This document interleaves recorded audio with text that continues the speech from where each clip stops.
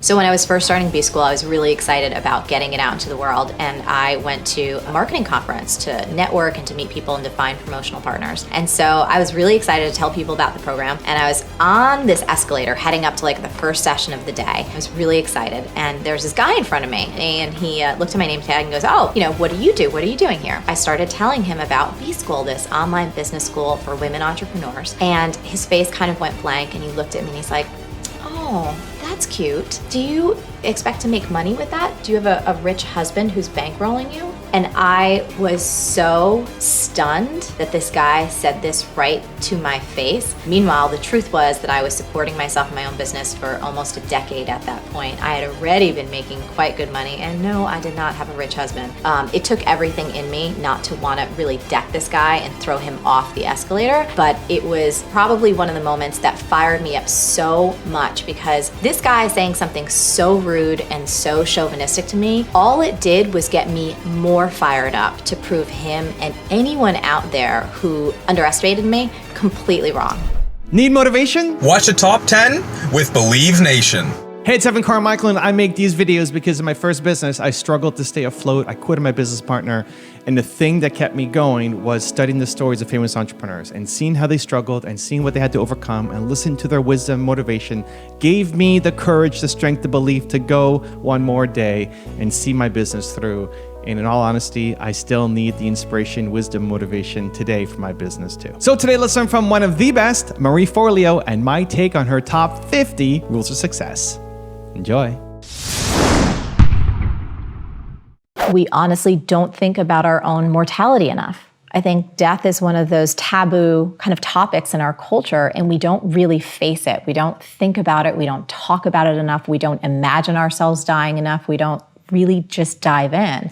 And one of the weird little tricks that I use on myself, especially when I'm just being horrible in my own relationship, or I'm being not the person I know I'm capable of being, I'm having a temper tantrum, I'm stressed, I'm just being an ass, whatever it is. I've used this in my relationship with Josh, where I will literally fast forward to the point where I imagine him laying in a coffin and me going, "Why were you such an asshole? Why didn't you take that time? Why did you let that fight go on for 4 hours or a day or whatever it is?" Or in those moments where I feel myself tightening up or shutting down or withholding love, I try and check myself before I wreck myself. I go, there's gonna come a day where you're gonna flash back on this moment and wished that you just gave him a hug, or wished that you went in and said, "I love you." It's coming. For all of us. So if you can remember that now, you change everything. I was believing that if I didn't work constantly, that I wasn't a worthy person, that I wasn't doing enough to make my business successful, that I was perhaps letting people down.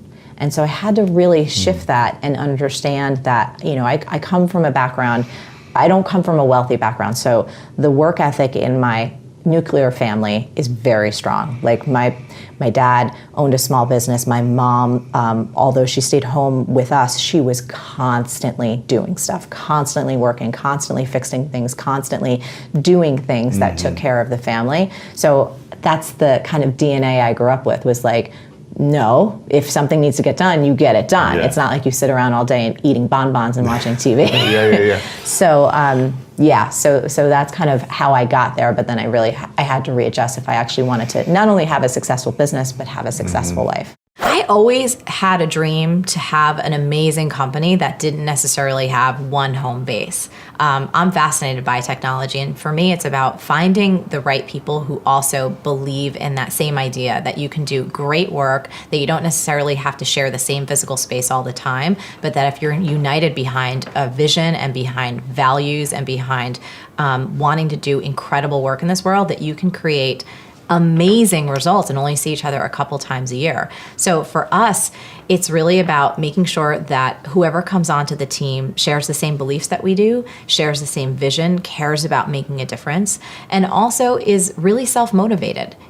Just because I'm the CEO of my company, everyone else in the company is very entrepreneurial. They might not want to run a company themselves, but they're self-starters, they're completely motivated, they're always looking for ways to solve problems, they have an attention on the bottom line, and they want to create huge change in this world.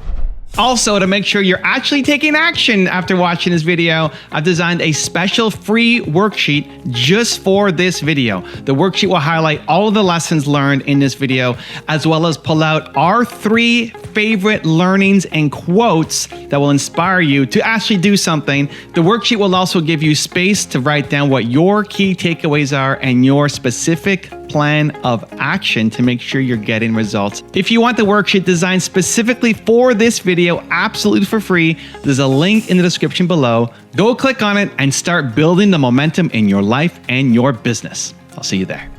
Talking specifically about the decision not to have kids, I remember when I did a MarieTV on that, I was so blown away by how many women were like, thank you for talking about this. And I also, it was funny, I was waiting for the comments. I was like, I wonder how many people are gonna say, oh, but you're gonna regret it, or you're gonna change your mind. For me, I actually don't believe I'll regret it at all. In my own life, I've run so much of it by my gut and by intuition and by listening to the still small voice within. And as I said on that show that I did, it was never a decision for me. I didn't weigh my options. I wasn't torn. It was clear. This, meaning who I am right now, is my path. Should some point happen between now and when I die that I want to have children in my life, there are many, many, many different options for me to execute, right? There's adoption, there's fostering, there's like a million different ways that it could go. Should I change my mind, which again, I'm very open to. So I don't believe, in my case, that I'm gonna have any regret.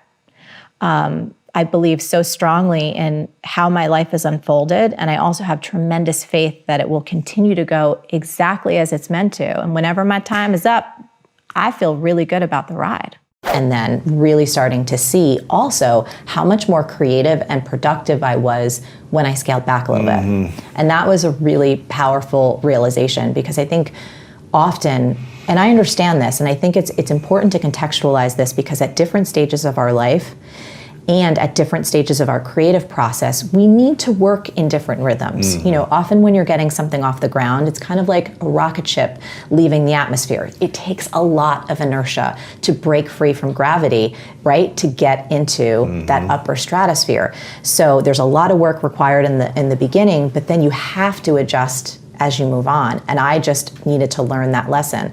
A book that really changed my life was Half the Sky by Nicholas Kristof and Cheryl Wudunn. And it really opened my eyes to the injustice and prejudice that women face all around the world, not only in this country, but in the developing world. And women are our most underutilized resource. And I feel like it's up to us to take care of each other. It's up to us to look and see what the needs are and to reach out and to fill those holes. It's like we can't wait for anyone else. We are the answer. So for me, it's vital to use everything in my power, whether that's financial resources, whether that's the platform that we've built, whether that's my connections, anything that I have at my disposal. It was kind of interesting when we were creating the book and started selling it actually into foreign markets. They're like, well, how are we going to define this word? Everything is figure outable because it doesn't translate into other languages. And I was like, okay, it is achievable. It means that something is possible. We started playing with all these words. But I think to answer the second question of how this phrase came about, I'm taking it back to Jersey, taking it back to the 80s, and taking it back to my mom, who is like this interesting character. So she's about 5'3". She looks like June Cleaver, and she curses like a truck driver. She grew up in the projects of Newark, New Jersey, to 2 alcoholic parents. And she learned by necessity how to stretch a dollar bill around the block like 5 times. And she promised herself that when she got older, she would find a way to a better life. So cut to me growing up in this Italian-American home. There's like, you know, plastic covered couches, very working class. And one of my fondest memories was me and my mom sitting at the kitchen table and cutting out coupons. So because frugality is her number one thing in life, right? She loved teaching me all the different ways that we could save money. And she also introduced me to this idea of proofs of purchase. Do you remember those from? Yes. So if you like save up the fact that you bought X amount of boxes of cereal or whatever, and you mailed in this little piece of the box, that these brands would send you like a cookbook or utensils, like good stuff for free. And one of my mom's most prized possessions was this tiny little orange radio, like transistor AM, FM. It had a little red and white straw sticking out of the side. That was the antenna. And she got it for free from Tropicana orange juice. And my mom is the kind of person who's always busy, always doing something. And so as a kid, I knew the way to find her was to listen for the sound of that tinny little radio coming like somewhere from the yard or in the house. So like one day I was walking home from school and I heard the radio off in the distance. And as I got closer, it was coming from above, which was a strange kind of orientation. And I look up and we had a 2-story house. And my mom, who's tiny, is perched on the top of the 2-story house, like very precariously. And when you're little and you're short, it just, everything is amplified. And I was like, Mom, I was like, is everything okay? Like, what are you doing up there? And in her very Jersey accent, she's like, Ree, I'm fine. You know, the roof had a leak in it. I called the roofer. He said, it's going to be at least $500. I said, screw that. I went into the garage. There was extra asphalt. I'm going to fix it. And I was just like, okay, you know, that's Mom. Another time I came home and I heard the radio like blaring from the back of the house. So I walked to the back of the house and I saw the bathroom. It was like the door was cracked open. And as I pushed the door open, the whole room was filled with dust particles. There was like pipes sticking out of the wall. It looked like a bomb went off. And I'm like, Mom, what are you doing? Like, is everything okay? And she said, you know, the tiles had cracks in them and I didn't want the bathroom to get moldy. So I'm retiling the bathroom. Now, Tom, you got to get this again is the 1980s. My mom is high school educated. This was pre-internet, pre-YouTube, pre-Google. I never knew like where I would find my mom or what I'd find her doing, but that radio was always my clue. So one day, it was in the fall in New Jersey, you know, the daylight savings had already passed, so it was dark and it was spooky. And I went home and it was totally silent and the house was dark, which is very odd for my family. So I walk in and I had that pit in my stomach that you have when you're nervous that something's wrong. And I start walking around the house and I didn't know where my mom was. And I felt like something bad had happened. And then all of a sudden I heard these tiny clicks and clacks. And I followed the sound to the kitchen. And I saw my mom hunched over the kitchen table. It was like an operating room. She had like electrical tape and screwdrivers, and in a dozen or so little pieces, her Tropicana orange was completely dismantled. And I was like, Mom, that's your little radio. What happened? Are you okay? Is it broken? And she said, oh, it's fine. You know, the antenna was off and the dial was not working right. So I'm fixing it. And that was the first time I thought to ask the question that I really needed to ask all along, which was, how do you know how to do so many different things that you've never done before, yet no one's showing you how to do them? And she like put down her screwdriver and she cocked her head and she looked at me and she's like, what are you talking about? It's not that big of a deal. Nothing in life is that complicated. You can do anything you set your mind to. If you roll up your sleeves, you get in there and you do it. Everything is figure outable. And I was like just in that moment. And I will tell you this, I don't know, Tom, for sure, whether she said those 3 words or that's what my childhood brain heard and translated, because you know how we do that kind of thing. But that phrase got embedded in my soul on such a deep level. And I just said it over and over again. And then I realized as I became an adult, it's been the single biggest driving force of my life. Like from, you know, continuing to get rejected on like sports teams and cheerleading and going again and again, and like getting out of an abusive relationship when it was like my first love, to like getting into classes in college, to getting every part-time job I've ever gotten, every full-time job I've ever gotten, getting out of relationships, into relationships, building the entire business. Like I still use that phrase every single day. And then in the company, I don't know if I've ever told you this story, but one day I was in New York And I was having like a really bad PMS craving for carbs. I was just like, Mama needs some carbs. And I was feeling like a croissant. And there was this great little French bakery around the corner that I had never been to. And I'm like, I'm gonna go get my croissant right now. So I roll up to this little French bakery, and on the window, there was like this handmade sign that said, off for vacation back, July 18th. And it was like this 2-week thing. Wow. You were like, what? And I was like, wait, what? Your business, you need to be here. Yes. And yet there it was empty. And this simple little like hand-drawn sign. And in that moment, Louis, I had this notion. I was like, wait a minute, I'm running this digital company. I have all of these amazing, beautiful, gorgeous souls that I work with. And we're producing content once a week, every week, nonstop. When do we ever take a break? And the advantage for me, like Josh, who works in entertainment, like series, sometimes they'll have, you watch your favorite series. Like I love Handmaid's Tale. I love Stranger Things. You see 11 or 12 episodes. And you wait a year. And yes. And then they're off for a little while, right? And I thought to myself, why do I not have downtime built into my business? And this was about the time when also there was just a cultural uprising with like, hustle 24/7 and you have to work nonstop and like never take a break and I'll sleep when I'm dead. And I'm like, those are horrible messages for your health. So we decided after I had my croissant craving, I told my director of operations, I said, starting right now, we're gonna close the company down for 2 weeks in the summer and 2 weeks in the winter, and in addition to people's already having their vacation time. And we started that, I guess maybe, 5-6 years ago. I might be wrong on those dates, but a good number of time ago. And so our company goes dark twice a year. And now the company's at a place where not everyone in customer service takes off those exact same 2 weeks, so they stagger so that we can take care of people. But everyone has 2 weeks of dark time, 2 weeks of dark time. And what's great about that is that you don't get FOMO, thinking that you're off and there's all these other things happening and there's projects moving ahead and there's these things that you want to be in on, but you're like feeling that tension because the rest of the company is moving ahead and you're trying to relax.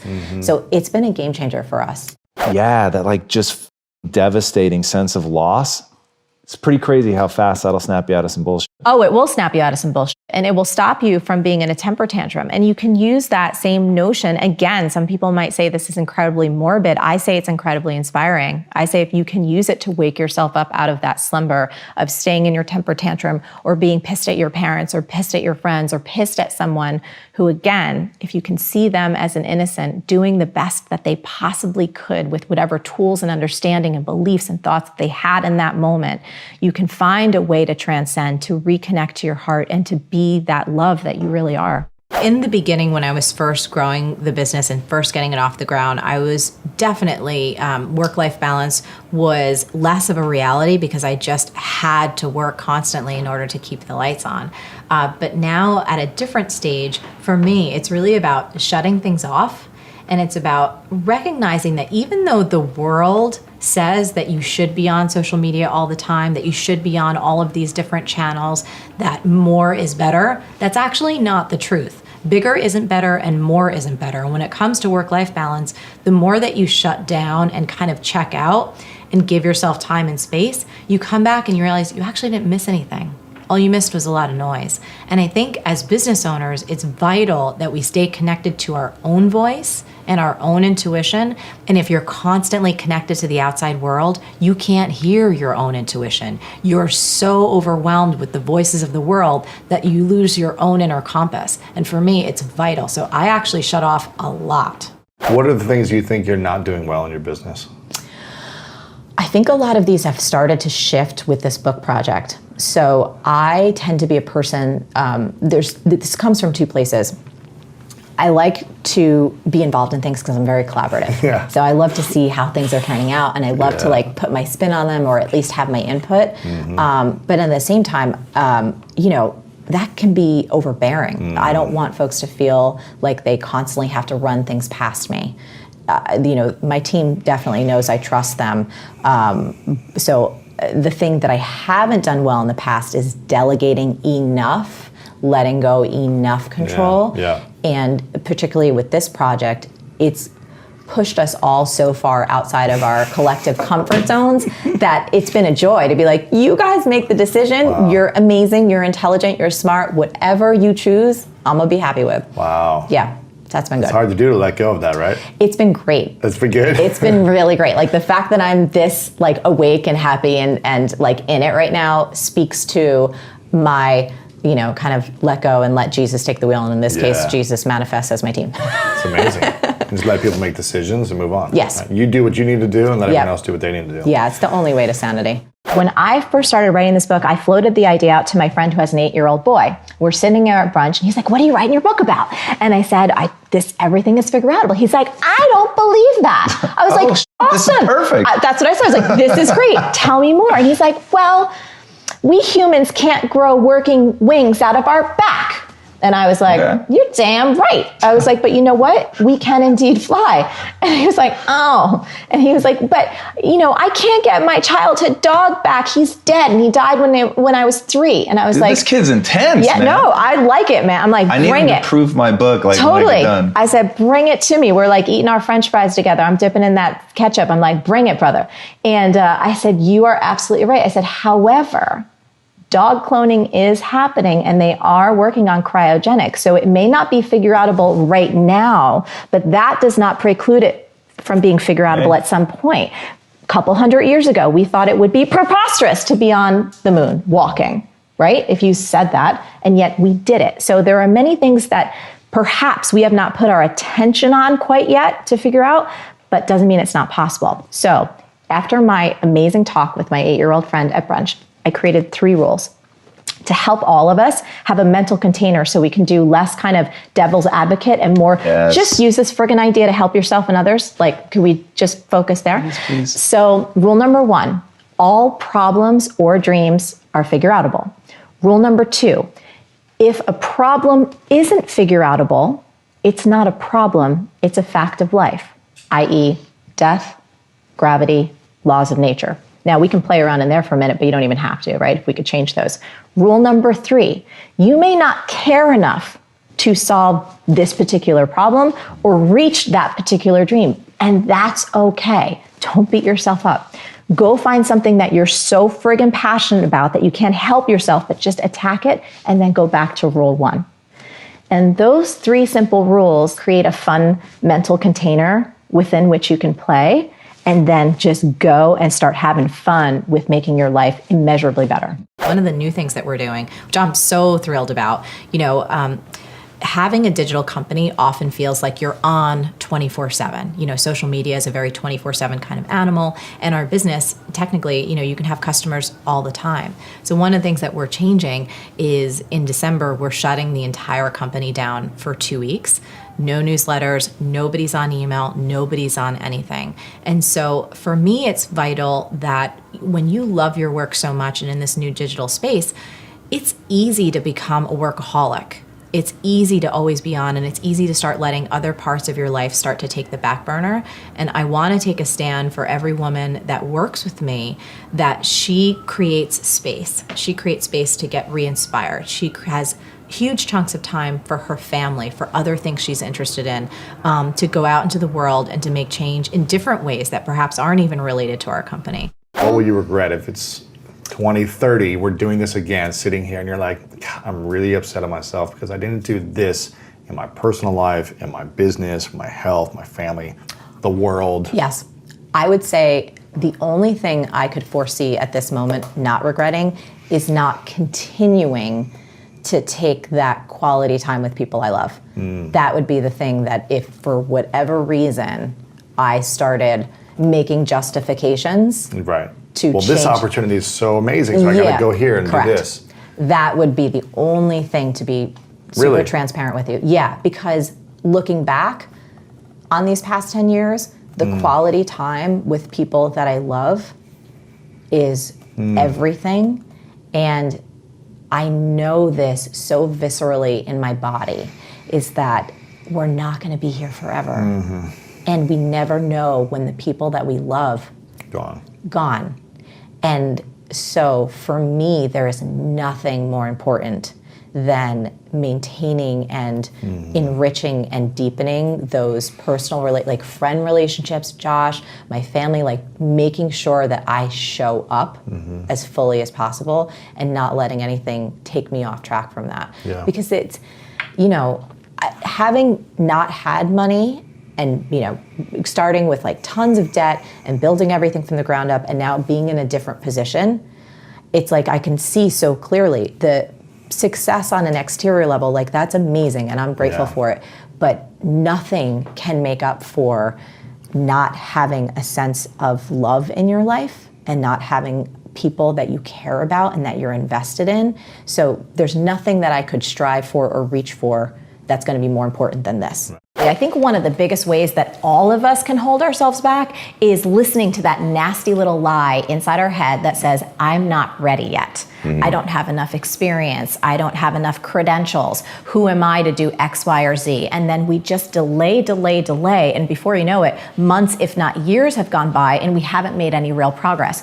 You know, this was true for me. You know, when I started my coaching career, one of the things I discovered was that I just didn't want to be a coach. I've never really fit a traditional mode. And from doing all the personal development work to train myself to be the best coach I could be, I realized I have other passions. I love spirituality. I love writing. I love digital business, which was very new in the early 2000s. And I also love hip hop and dance. Yeah. And so when I was 25, I finally gave myself permission to go take my first official dance class. I never had an official class as a kid. I never took ballet or did any of that stuff. I just moonwalked across my mom's floor, right? And just loved hip hop music. But starting in the dance world at 25 sounds odd, but you're kind of over the hill. Yeah. Because most professional dancers have been doing it since they popped out of the womb. Right. And by the time they're 17, 18, they're going on tour with the hottest artists of the day. So the reason I'm telling the story is it relates to Start Before You're Ready.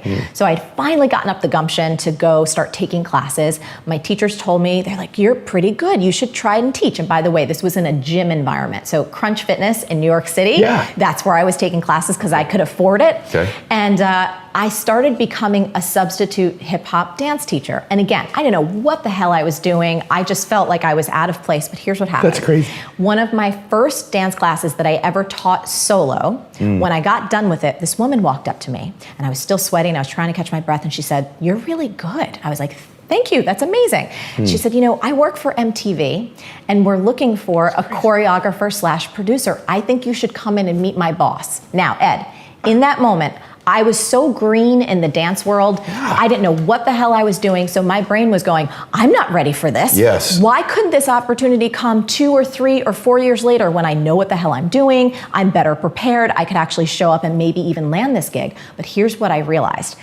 In my mind, I was like, you're already 25, which is over the hill in the dance world. And the only chance you're ever gonna have to see if this could actually be a viable career for you is if you do this. So I remember standing outside of the Viacom building in New York City, wanting to throw up in the trash can because I was so nervous because I didn't feel ready, but I pushed myself, finally got up to that office, I knocked on the door, I just did my best in the meeting, and you know what? I got the gig. So cool. And here's the thing. That one experience of being hired as a choreographer / producer, by the way, I still didn't know what I was doing. When I was working with dancers that had 10 times more experience than I did, I was embarrassed because I didn't know all the terms. I didn't perform I did the best I could do in that moment, but there were a lot of things that I didn't know. My naivete did show. However, my growth and learning curve, man, it skyrocketed. And that one experience changed the entire trajectory of my career. It led to me eventually becoming a Nike Elite dance athlete, one of the first in the world. It led to fitness videos, choreographing commercials for Nike and Reebok and all of this stuff that would have never happened if I didn't start before I was ready. You had a quote about this and you said, beliefs are the hidden scripts that run our lives. And that's one of those, if you could get people to really internalize the fact that right now, your whole life is being dictated by the beliefs that you have. Yes. How do you help people unwind those beliefs? How do you help them replace them with more powerful beliefs? Because that is like a layer of the operating system that is so wildly underappreciated that's almost always where I start with people. Yeah, it has to be. I think for all of us. I think the first thing for us to go to is that recognizing that beliefs are a choice and every choice can be changed. Yes. So beliefs are a choice and every choice can be changed. Do people react like you're crazy when you say that? I haven't floated that out enough in a big enough audience to see people like, I don't believe it. I'm dying to know how people respond to this. Well, let's see. Because I really think people think that beliefs are recognition of truth. And that to try to change your beliefs is to try to deny the truth in some way. Well, I mean, for anyone watching who ever believed in Santa Claus, right? Like you believed things, I'm certain that, I know I have, like you believed things when you were younger, even if you weren't a child, if you were a teenager or you were a young adult, that now experience or wisdom or something has shown you, no, that's not actually the truth. Anyway, my point is this. We collectively have believed things both individually and as a society over time that we've changed our beliefs. So I think that that is proof positive that our beliefs are a choice and those choices can indeed be changed. Obviously there is the phenomenon known as confirmation bias, which is the brain's it tends to reinforce what we already believe and then ignore information consciously or subconsciously that doesn't match what we already believe, which is often why whenever we're having conversations about really delicate topics, like it could be about gun control or reproductive rights or race, and they just evolve so fast because people hunker down in their belief bunkers and they're unwilling to see another point of view. But I do hold fast to the fact that all beliefs are a choice and choices can be changed. And here's what else is cool. You know this because you're so immersed in the world of personal development. You're someone who is so committed to learning and growth. Over the years, I've read more personal development books than you can just shake a tree at. And oftentimes, part of the exercise is you have to go hunt down all of your limiting beliefs, right? So if you want to become this powerful person and be the best that you can be, you need to find every single limiting belief and then change it and do all these different things. Here's what I realized when writing this book. You actually don't need to do that. I have a time-saving tool because everybody needs to save some time and to make this really effective and efficient. If you adopt the belief that everything is figure-outable and you take that on for yourself, you don't need to go hunting down all your limiting beliefs because that one thing is like the master key that handles everything below it. It's almost like flipping a switch in your consciousness where then everything else becomes possible. So let's say if you're like, oh, everything is figure-outable, you bump into something in your relationship that feels like it's problematic. You're like, oh, I could figure this out. You don't need to go necessarily looking for all those limiting beliefs. You may eventually uncover them and that's cool. You can kind of clean them out. But you don't have to do all this front end work. Adopt this one. It's like the master key and it'll help you achieve anything you want for the rest of your life. This is not like hype. I'm dead serious on this. I think all of us, when we love what we do and when we're passionate about something, we almost have this sense of guilt about being paid for it. We shouldn't be paid for it. We can't ask for money. Oh, I'll just do it this one time. Oh, I can't charge that much. I'm taking advantage of someone else. And so there's a lot of sometimes subconscious, sometimes just deeply lodged beliefs about our own worth and money and being paid for something that we're really good at. That is important that we investigate, that we challenge, and that we choose our own beliefs around money. Because money is this incredible thing, and a lot of women, a lot of people in general, but especially women, there's a lot of conflict. Part of us wants more, and part of us feels guilty or greedy for wanting it, and like we're bad, or somehow that makes us, I don't know, less spiritual, less soulful, less authentic. And I think that's total BS. I think money is amazing. It is the most incredible tool that you can use not only to take care of yourself and your family, but more importantly, that you can funnel to ideas and causes and real problems in this world that take resources to help fix. And that's really exciting to me. And I think that the more that women are financially empowered, the more everyone wins. I mean, the studies have proven this time and time again, that when women get financially empowered, they take better care of their families, better care of their kids. They actually tend to have less kids, especially in the developing world. Communities become stronger. Nations become stronger, and really the whole global economy is going to come stronger. So I get really fired up about women owning what they're worth, getting very comfortable with money, getting very comfortable asking for it, and also becoming stewards of it. Meaning, how are they spending it on a day-to-day basis? Are they feeling like, you know what? I have enough right now to give to causes I believe in. I have enough right now to invest in my own education, my own business, my own future. I think those are really important issues. And I think as women, we can't shy away from money. We've got to really dive into it and be willing to swim around and investigate all the places that we have screwed up beliefs. And that's okay. All of us have screwed up beliefs about something, but with money, it's like, we got to get this straight. It's vital. The more you care about what other people think, the more they own you. The more power they have over you. Yeah, and it's like, I want people to win. That's who I am as a person. I want people to win. I want them to be well. I want them to be successful. If there's anything that I could possibly share that even a tiny nugget of what I share helps them become more of who they want to be, then I feel I have done my job successfully. Do I have all the answers? Absolutely not. No way. No one has all the answers. But I do believe that what we create in our company and the programs we put together and the things that we share help people find their own answers.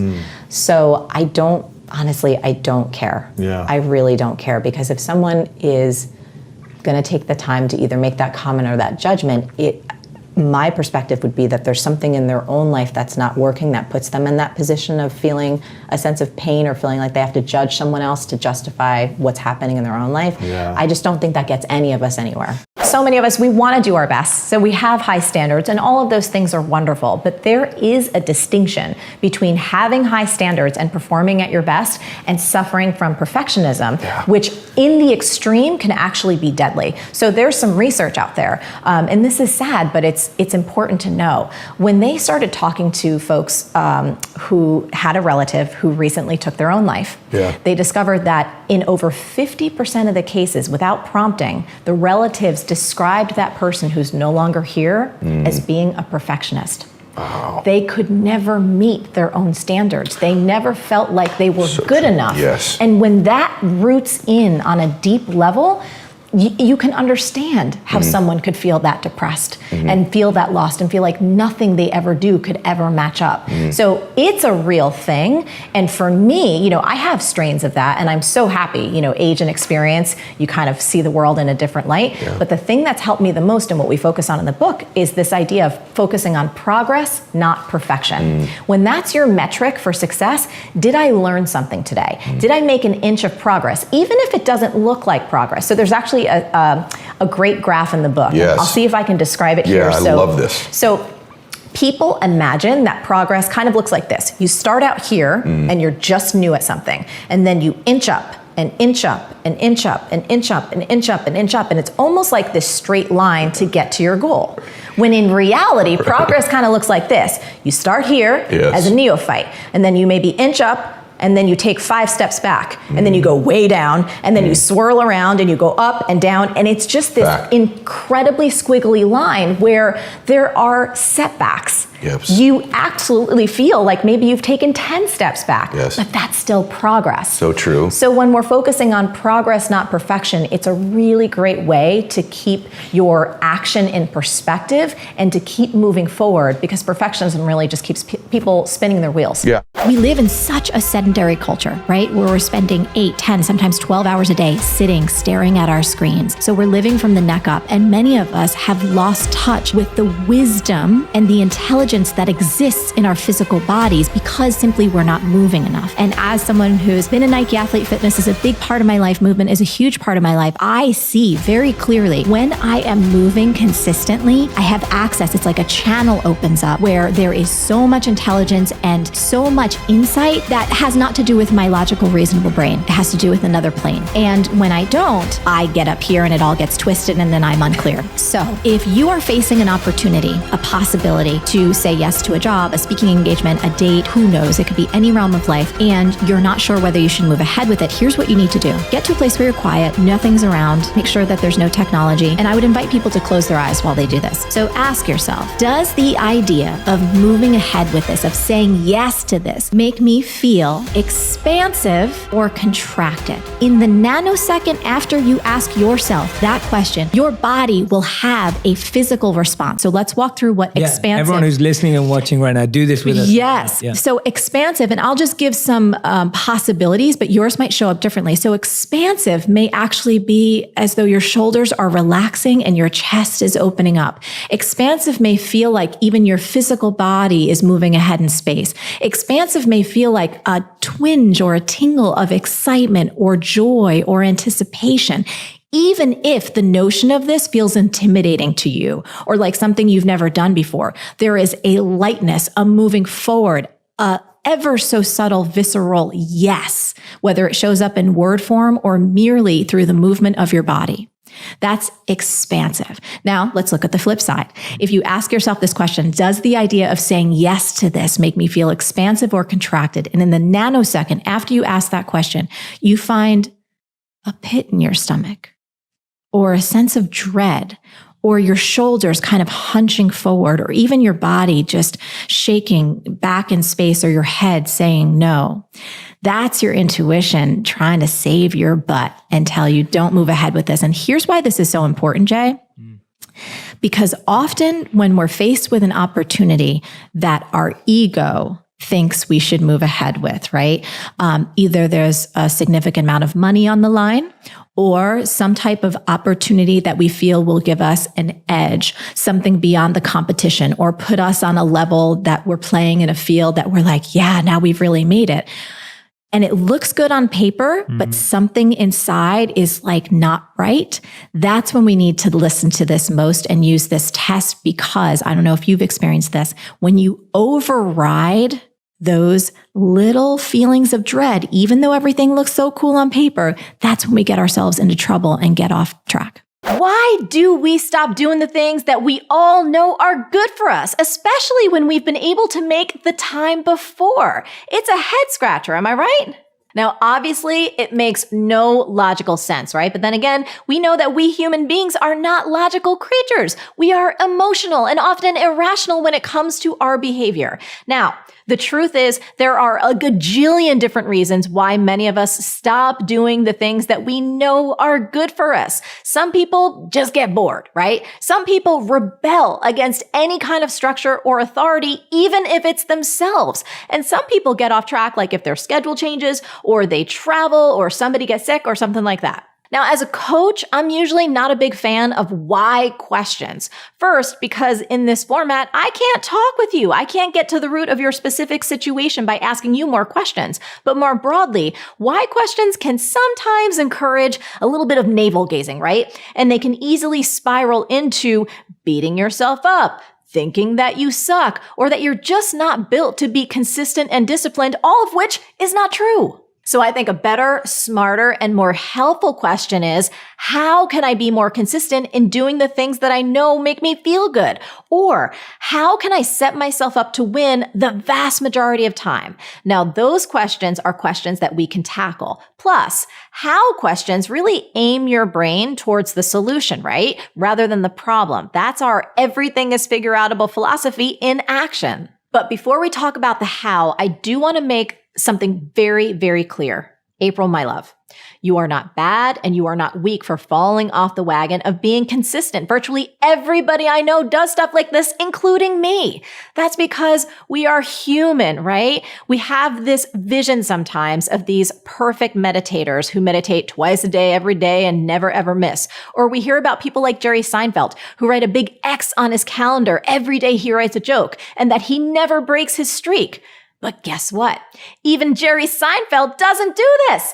On a Reddit Ask Me Anything, he actually said, "This is hilarious to me that somehow I am getting credit for making an X on a calendar with the Seinfeld productivity program. It's the dumbest non-idea that was not mine, but somehow I'm getting the credit for it."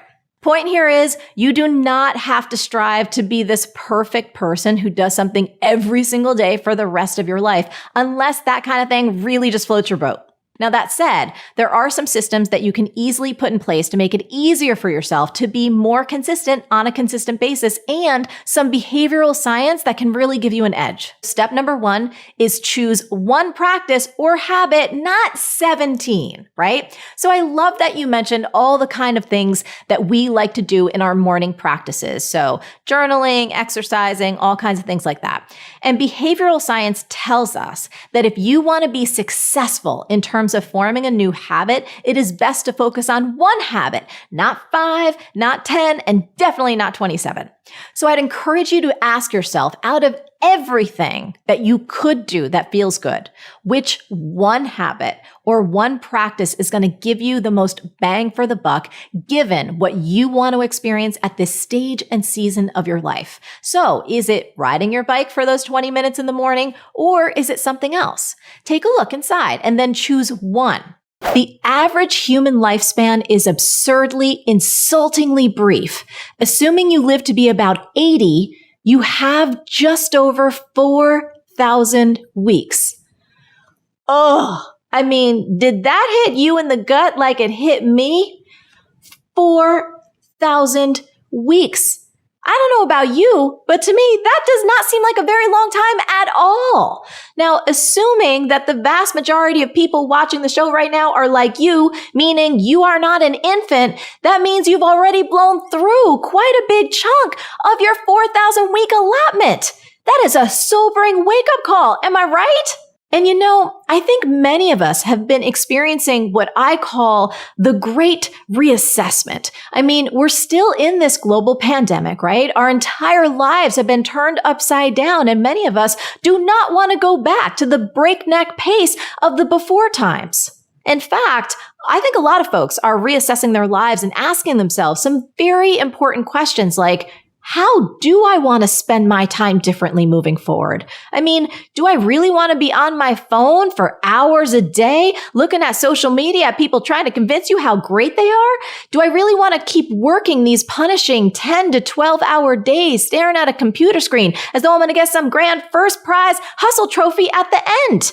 Or will I ever get to write that novel or learn that language or take more trips or spend more time with my family while they're actually still alive?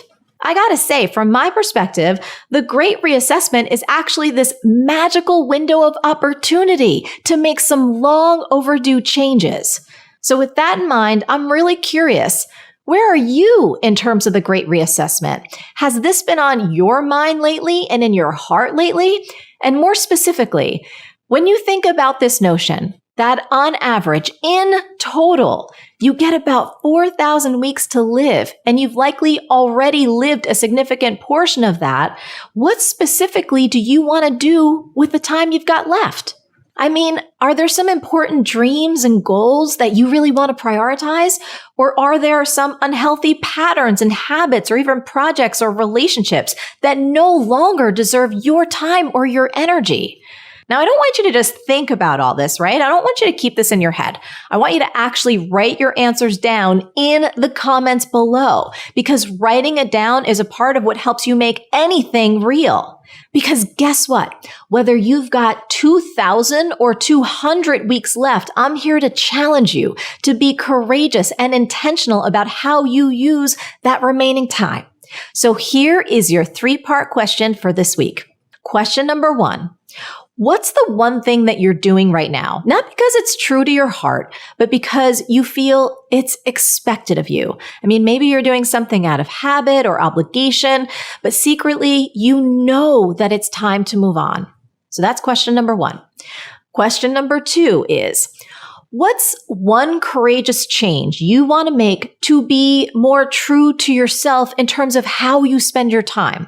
What's one change that would make you feel great about how you're using the remaining 2,000 or however many weeks that you've got left?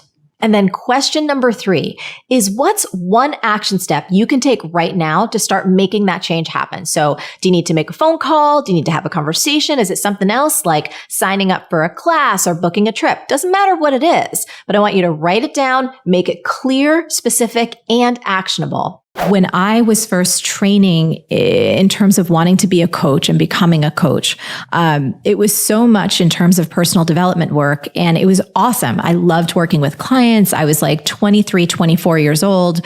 And not only was I helping folks try and get results in their own life, I was also doing this work on myself. And one of the things I realized was that defining myself as a coach, first of all, that never really quite felt right to me. It felt very limiting and narrow and not quite on. But I admitted that I had this dream to dance. Now, let's set some background. No dance training whatsoever. Never taken a formal dance class in my life. And it was like, I was around 24, 25, which sadly in the professional dance world, it's a little over the hill to start, right? That's a very, very late start. And anyway, I finally got real with myself that I wanted to do this. And so I started taking professional dance classes in New York City.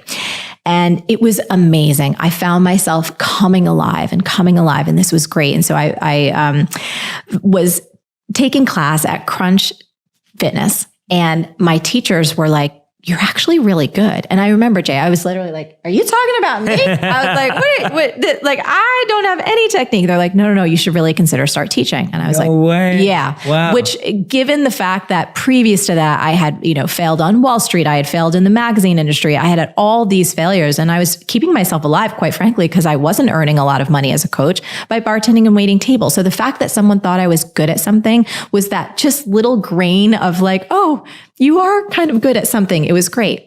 Cut to, I said, all right, I'm going to try out and become a substitute teacher at Crunch. I'm going to teach these hip hop classes. I had no idea what the hell I was doing. Cool. You're so cool. So Love that. It was just sheer passion, right? And I was just doing everything I could, just trying to make it through. One of my first classes ever that I taught on my own, someone came up to me after class and she said, "You're really good." And I was like, "Thank you. That means the world to me." She's like, "I work for MTV and we're working on a new show and we are looking for a choreographer / producer. You should come in." And Jay, it was a moment, like this was my first real class ever. Again, so like nervous and awkward and unsure of myself. So what came through my head? You're not ready yet. That it was like, I was even praying. I was like, "Universe, why did this have to happen? I am certainly not ready. I'm not good. I don't know what the hell is going on, but this is an amazing opportunity," because I grew up on MTV. Yeah. So I couldn't say no, right? Because again, I could hear my inner clock going like, "Girl, you're not getting any younger, so you might as well say yes." So I said yes to this opportunity. And I remember standing outside of the Viacom building in New York City the day before, when I was about to go up for this interview that afternoon. And Jay, I wanted to throw up. Like I was so nauseous. I was so not ready. Like I was actually thinking, should I throw up in this like metal trash can, or should I go inside and go to the bathroom so that I can clean myself up before I actually went to the interview? So I went into the building and I stood in front of the boss's door, the person who I was going to interview with. And I shook myself out and I just said, "You are not ready, but you're going to start before you're ready because it's an incredible opportunity. And no matter what happens, you're going to feel good about yourself that you just went for it." Yeah. And I went in for that interview and I booked the job. Wow. And so it was this experience of me putting myself into kind of this whole world that I was in over my head. So let's be clear. I was working with dancers that had decades more experience than I did. They were talking about dance terms that not only could I not perform, I didn't even know what the hell they were, but I made my way through by showing up as professionally as I could, by being honest about my inexperience, but also by bringing my gifts that I did have to the table.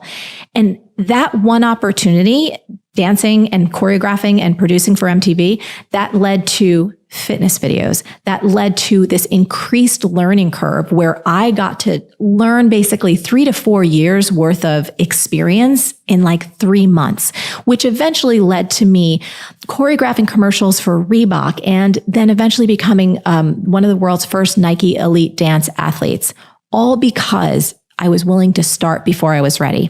And every single area of my life, I still do it in business to this day. There's so many things I say yes to that I'm like, somewhere in the back of my mind is like, "You're not ready yet." And I'm like, that means I gotta go. That means I gotta strap myself in and go we're doing this. I will learn as I go. Yeah. So this idea of starting before we're ready, it doesn't mean that we're irresponsible. Doesn't mean that we don't do our research, and it doesn't mean that we override our intuition. That if perhaps, there was years ago, and I'll say this, that people approached me to write a book, Yes. and I legitimately wasn't ready yet, but it was because my focus was in other areas. So I had other priorities. I knew from a deeper level, it wasn't about the fear. It was about trusting my own timing. Yes. But when you know you want to do something and you're clear that this is your path, using the mantra, start before you're ready, is an amazing way to beat procrastination, to leapfrog over your fear, and to get going. There's a prompt in here that I have used so many times in my life and so many times in my business that has transformed everything. In a business context, it's led to like multi-million ideas. And in a life context, oh my goodness, I can't even tell you how many things it's helped me shift. And it all comes back to tapping into that wisdom that I already have in my heart that I wasn't really aware of. So what you're going to need is a journal or just a notebook or a piece of paper. And I want you to give yourself at least 15 to 20 minutes of uninterrupted time with no cell phones around, no things ringing or dinging, no televisions, no nothing. I just need you to put yourself in a place where it can be kind of quiet, where you're really comfortable. Maybe you have a little cup of tea or cup of coffee or something stronger if that's what you're into, whatever floats your boat.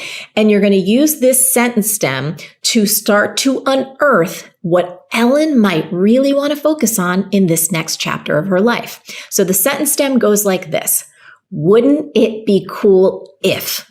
So I want you to write down on a paper, wouldn't it be cool if?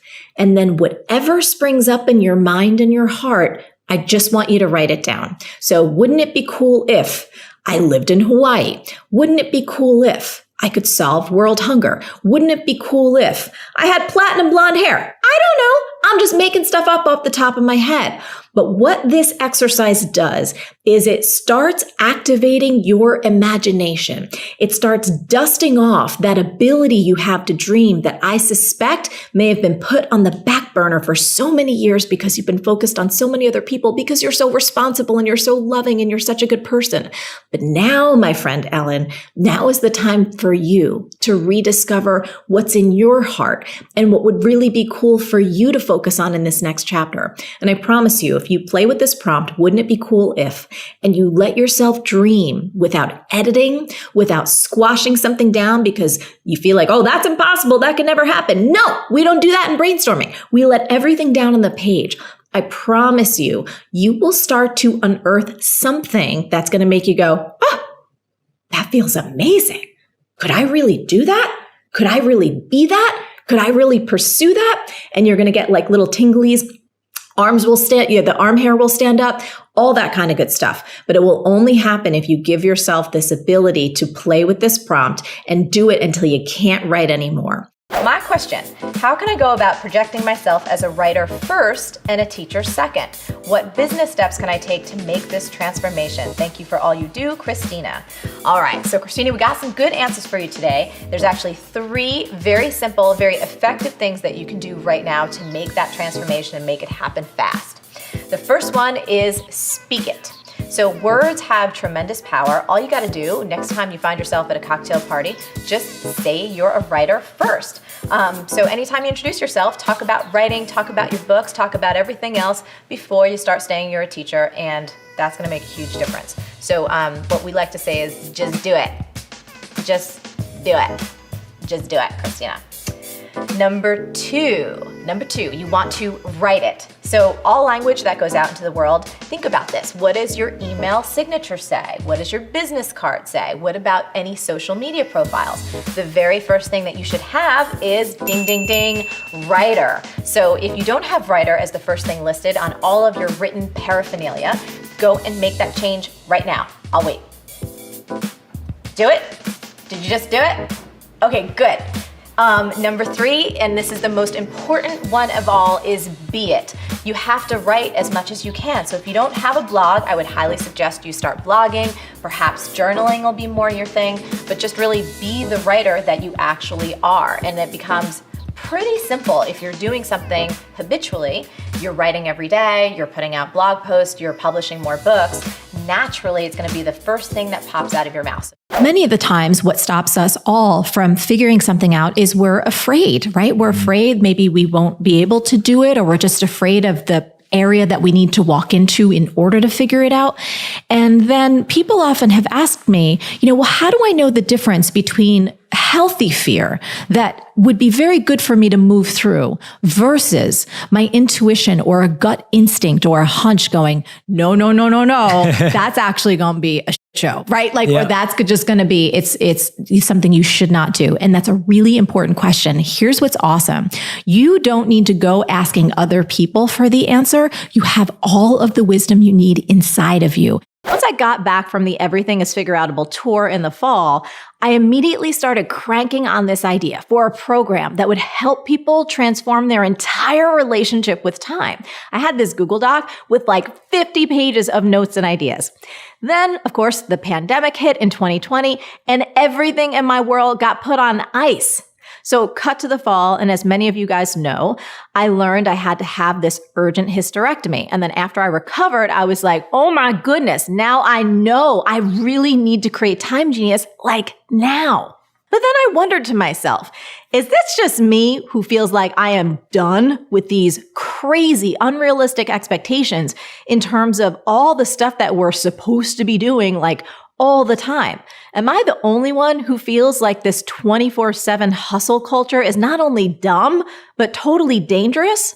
Now, as you probably know, I'm very good at trusting my instincts. But before I was about to invest an enormous amount of my personal time and my personal energy, not to mention my team's time and energy, creating this whole new comprehensive experience from scratch, I wanted to make sure that I was creating something that could genuinely make a difference to our people, which means you. I mean, were other people hungry for a new way to work and live?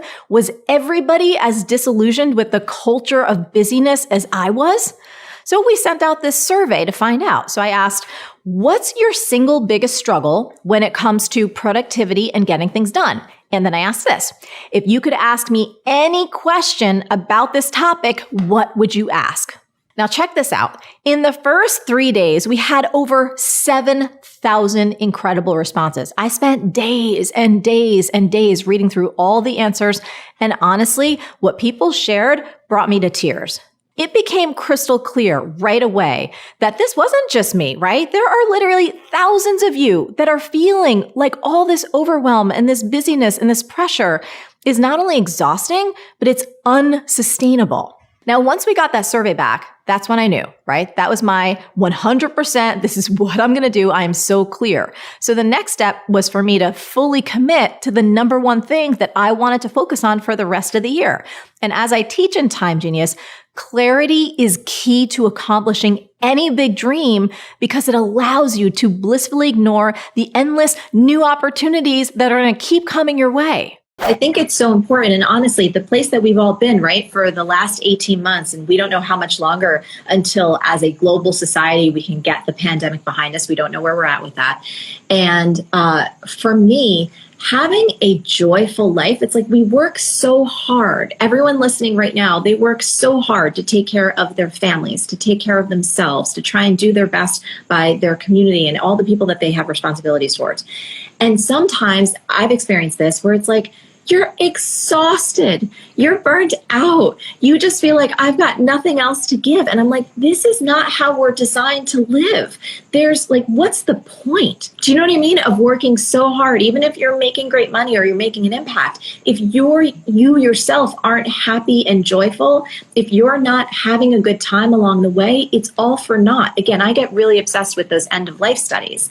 And because people tell us, right, we have this incredible data and research from thousands of souls who have gone before us, who have reached the end of their life, and they have insight and wisdom to share.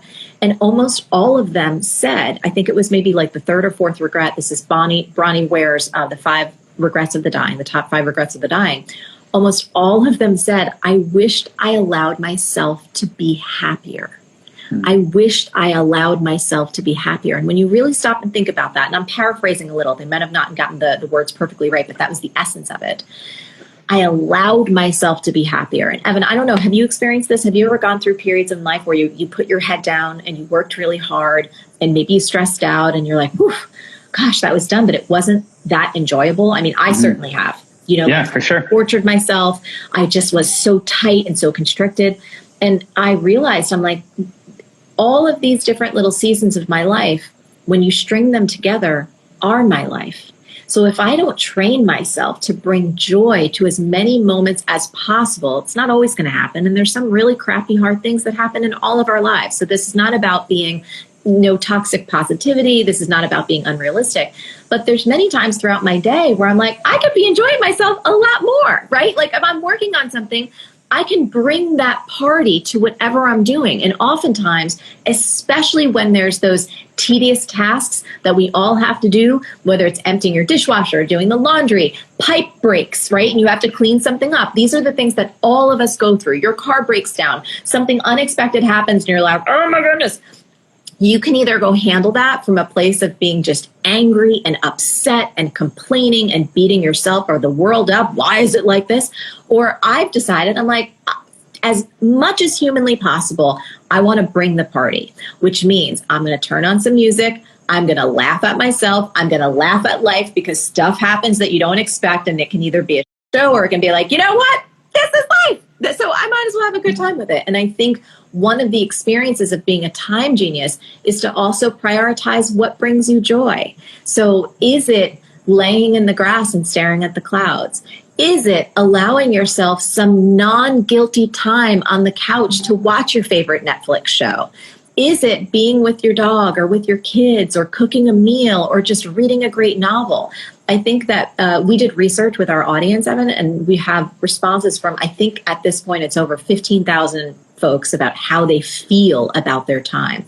And I was so struck by how many people feel guilty and feel like they're not productive enough the moment they slow down and try and take a rest, that there was no joy, that they didn't even feel like they deserved to feel joyful, because any time that they kind of looked away from work, they had this overwhelming thought that they should be doing something more productive. So the reason for me to emphasize joy and time genius is not because it works, but it's also because it's so necessary. I don't want to see any of us, myself, you, anyone who's tuning in right now. I think all of us have to, we need to give ourselves permission to have those bad days because we all have them.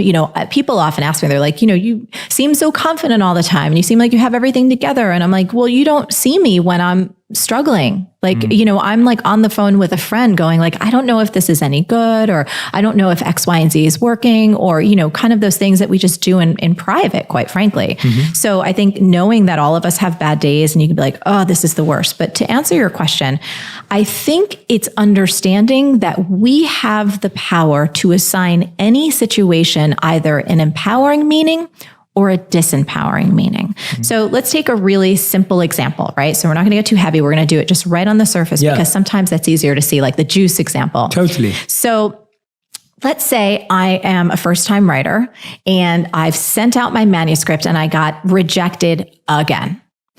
I can take that very neutral fact and assign a meaning or a story to it that says, well, I'm a failure.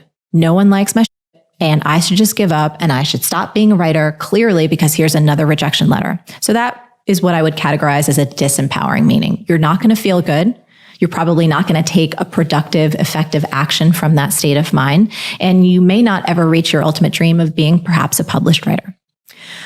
You could choose to assign that same neutral fact an empowering meaning, which could be, and we can come up with tons of them. Maybe it's like, you know what? Every rejection means I'm one step closer to success because I'm actually getting my work out there. And if I'm getting my work out there, that means that I could possibly be published. You could assign an empowering meaning like this. That particular article or story wasn't right for that publisher. They're not rejecting me, they're rejecting the work. Let me go find another publisher that might be aligned with this particular story. You could also make it mean something like this. You could say, you know what?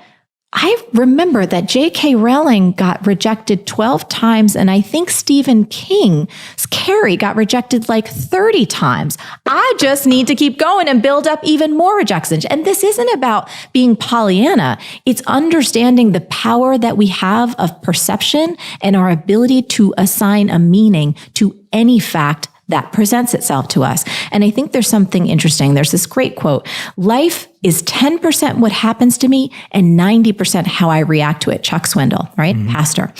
I love that because there are going to be hard truths in all of our lives. And I feel like the only thing that we can control is how we contextualize what happens and therefore how we respond to what happens. Does that answer that question? That definitely answers that question. I love the multiple ways in which you gave of rewiring that same thought with different meaning and stories. Well, I think it forces us to be creative, right? Totally. So it's like we have to challenge ourselves to see the same exact thing from multiple points of view. One of the things, we'll talk about this a little later, but I often love showing people optical illusions where you can see multiple things in the same exact lines or drawings because it proves that we can all look at the same facts and have a completely different interpretation, which therefore proves that the situation is not what is bad or good, but the labels and the context and the stories that we lay on top of it. Totally. You've got to take responsibility for the energy that you allow in your life. I want you to fend off negativity as much as humanly possible. You know, we know so much more about the brain than we did just 20 years ago. Neuroscience has taught us incredible things, like that our brains are continuously shaped by our thoughts and our experiences. And you know this to be true. Negativity is one of the most toxic forces on the planet. It's toxic for your brain, for your nervous system, and for your ability to stay motivated. Do me this favor. Do not solicit or listen to the opinions of people who are notorious for just being Debbie Downers. The one mistake that I've seen people make consistently is they almost habitually talk to the exact person who is the most likely to shoot them down and make them feel like crap. So don't do that. And here's another key. I want you to always consider the source, meaning don't put a lot of stock into other people's opinions unless they're actually out there consistently taking risks and being brave and actually making things happen. I mean, if you think about it, let's say you wanted to climb Mount Everest. Would you ever take advice from someone who's never even attempted the summit? No, of course not. That would be crazy. So don't take advice from anyone unless you really think it through. The courage came from pain. And here's what I mean by that. When I first started out, I was trying so hard to be someone else because I had this idea in my mind that I probably formed when I was a little girl about what a successful businesswoman looked like, how she should act. And it was involved with this. Again, this is like taking it back. I grew up in the 80s, right? So I imagined a successful businesswoman would probably like have some corner office in a high-rise building in New York City and have like a suit with shoulder pads and like wear high heels and pantyhose and walk around in a very authoritative, like an authority voice, you know, like just like strong and talking and blah, blah, blah, blah, blah. And also there's a big thing for me about like intelligence and high levels of education. I'm the first in my family to go to college and I'm from Jersey and I don't always use proper language. I fumble over my words just like I just did. And when I tried to create content, when I first started off, it was so stilted. It was so stiff. It had no personality. And guess what? It had no results. It was terrible. And so the pain of like working so hard and not having anything work and feeling like I was banging my head against the wall. And I was like, I can't do this. I can't be this professional business person. And the other thing was this, I was so young when I started coaching. So I was 23 years old and I was completely aware of how ridiculous this was. Who the hell is going to hire a 23-year-old life coach? Like I hadn't even lived life yet. I had piles of debt. I had failed in all these different careers. Like nothing made sense, but I had the heart. And so the big shift came when I had banged my head against the wall so many times trying to be like different than who I was to get people to like me. And I was like, this is bullshit. I can't do this. I'm not built this way. I have no filter. If people are going to like actually want to hire the real me, they need to see the real me. And that was the shift. I really had no other choice because it felt like I was dying a slow death to try and pretend to be someone else who I really wasn't. Should I get a degree with a secure job at the end of it? So, little reality check for you, my love. Those days are over. There's really no such thing as a secure job anymore. I think if you take a look around at what's happening in the world, you go into any Starbucks and you'll see some lawyers and some stockbrokers networking out of there who would totally back me up on this. Paige, I know you said you want to start your own business, and that's awesome. But for everyone else, even if you don't want to start your own business, hear me on this. Entrepreneurship is a mindset that everyone on the planet needs. If you want to thrive now and in the future, the only people that are going to really make it in this world are people that'll take initiative, that'll take action, and that think and behave like entrepreneurs. And one of the first and most important things about that is getting real comfortable with not giving a flying fudge what other people think about you. Let me take you back in my own life. I was only a few years older than you when I decided that I wanted to be a life coach. Now, you got to get this. This was back when no one even heard of a life coach. Those words life coach made as much sense to people as dream farmer or potato doctor. And exhale. You still getting baked? Just turn your head and cough for me.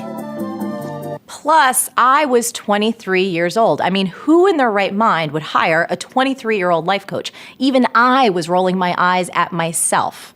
The point is, don't let anyone's bullshit opinions or judgments about what you can't do, especially your own, stop you from following your dreams. You will never do anything great in your life if you've got this song stuck in your head.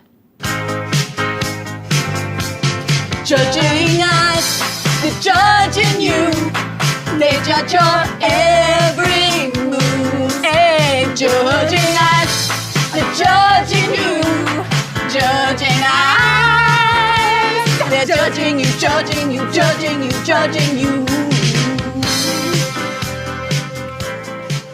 Paige, you say you want to plan parties and events, so get to it, woman. Don't wait for people to give you permission or until you have some degree. Just find somebody who needs a party plan and plan the confetti out of it. And then you do another, and then another, and then another, and then all of a sudden, Mazel tov, you are a party planner. Now, in terms of education, I am 100% for education. In fact, I always advocate for people to be lifelong learners. But don't limit your education to only what you can learn in the classroom. You should consider getting a job or two with more established event planners so you can really learn about the industry from the inside out. And then there's one more thing, and this is my final and perhaps more important piece of advice. You've got to be really conscious of who you surround yourself with. You got to get rid of everybody who's negative and all the naysayers. So if that means getting some new friends, definitely do it. And you also want to feed yourself some really positive things to your mind and your body and your soul day after day. Frame your dream. And here's what this means. We can't become what we can't envision. So when I say frame your dream, what I mean is I want you to take a picture of it in your mind's eye in vivid, specific detail. And then what I want you to do is translate that picture into words, meaning write down that big, unrealistic dream. And I know that you may have heard about the power of writing things down before, but the truth is most people just don't do it, which is so crazy because the research is conclusive on this. There was a study done by Dr. Gail Matthews that shows that you are 42% more likely to achieve your goals if you write them down. So what I want you to do is whip out your journal or hop on that keyboard and get writing. I think that particular story, I was around like 7 or 8 years old. So I was a young child and it was a little precocious thing to do. So at that age, the only thing I could potentially attribute it to, and this is, pure speculation, is a natural knowing. I think that divine connection that we all have to something greater than ourselves.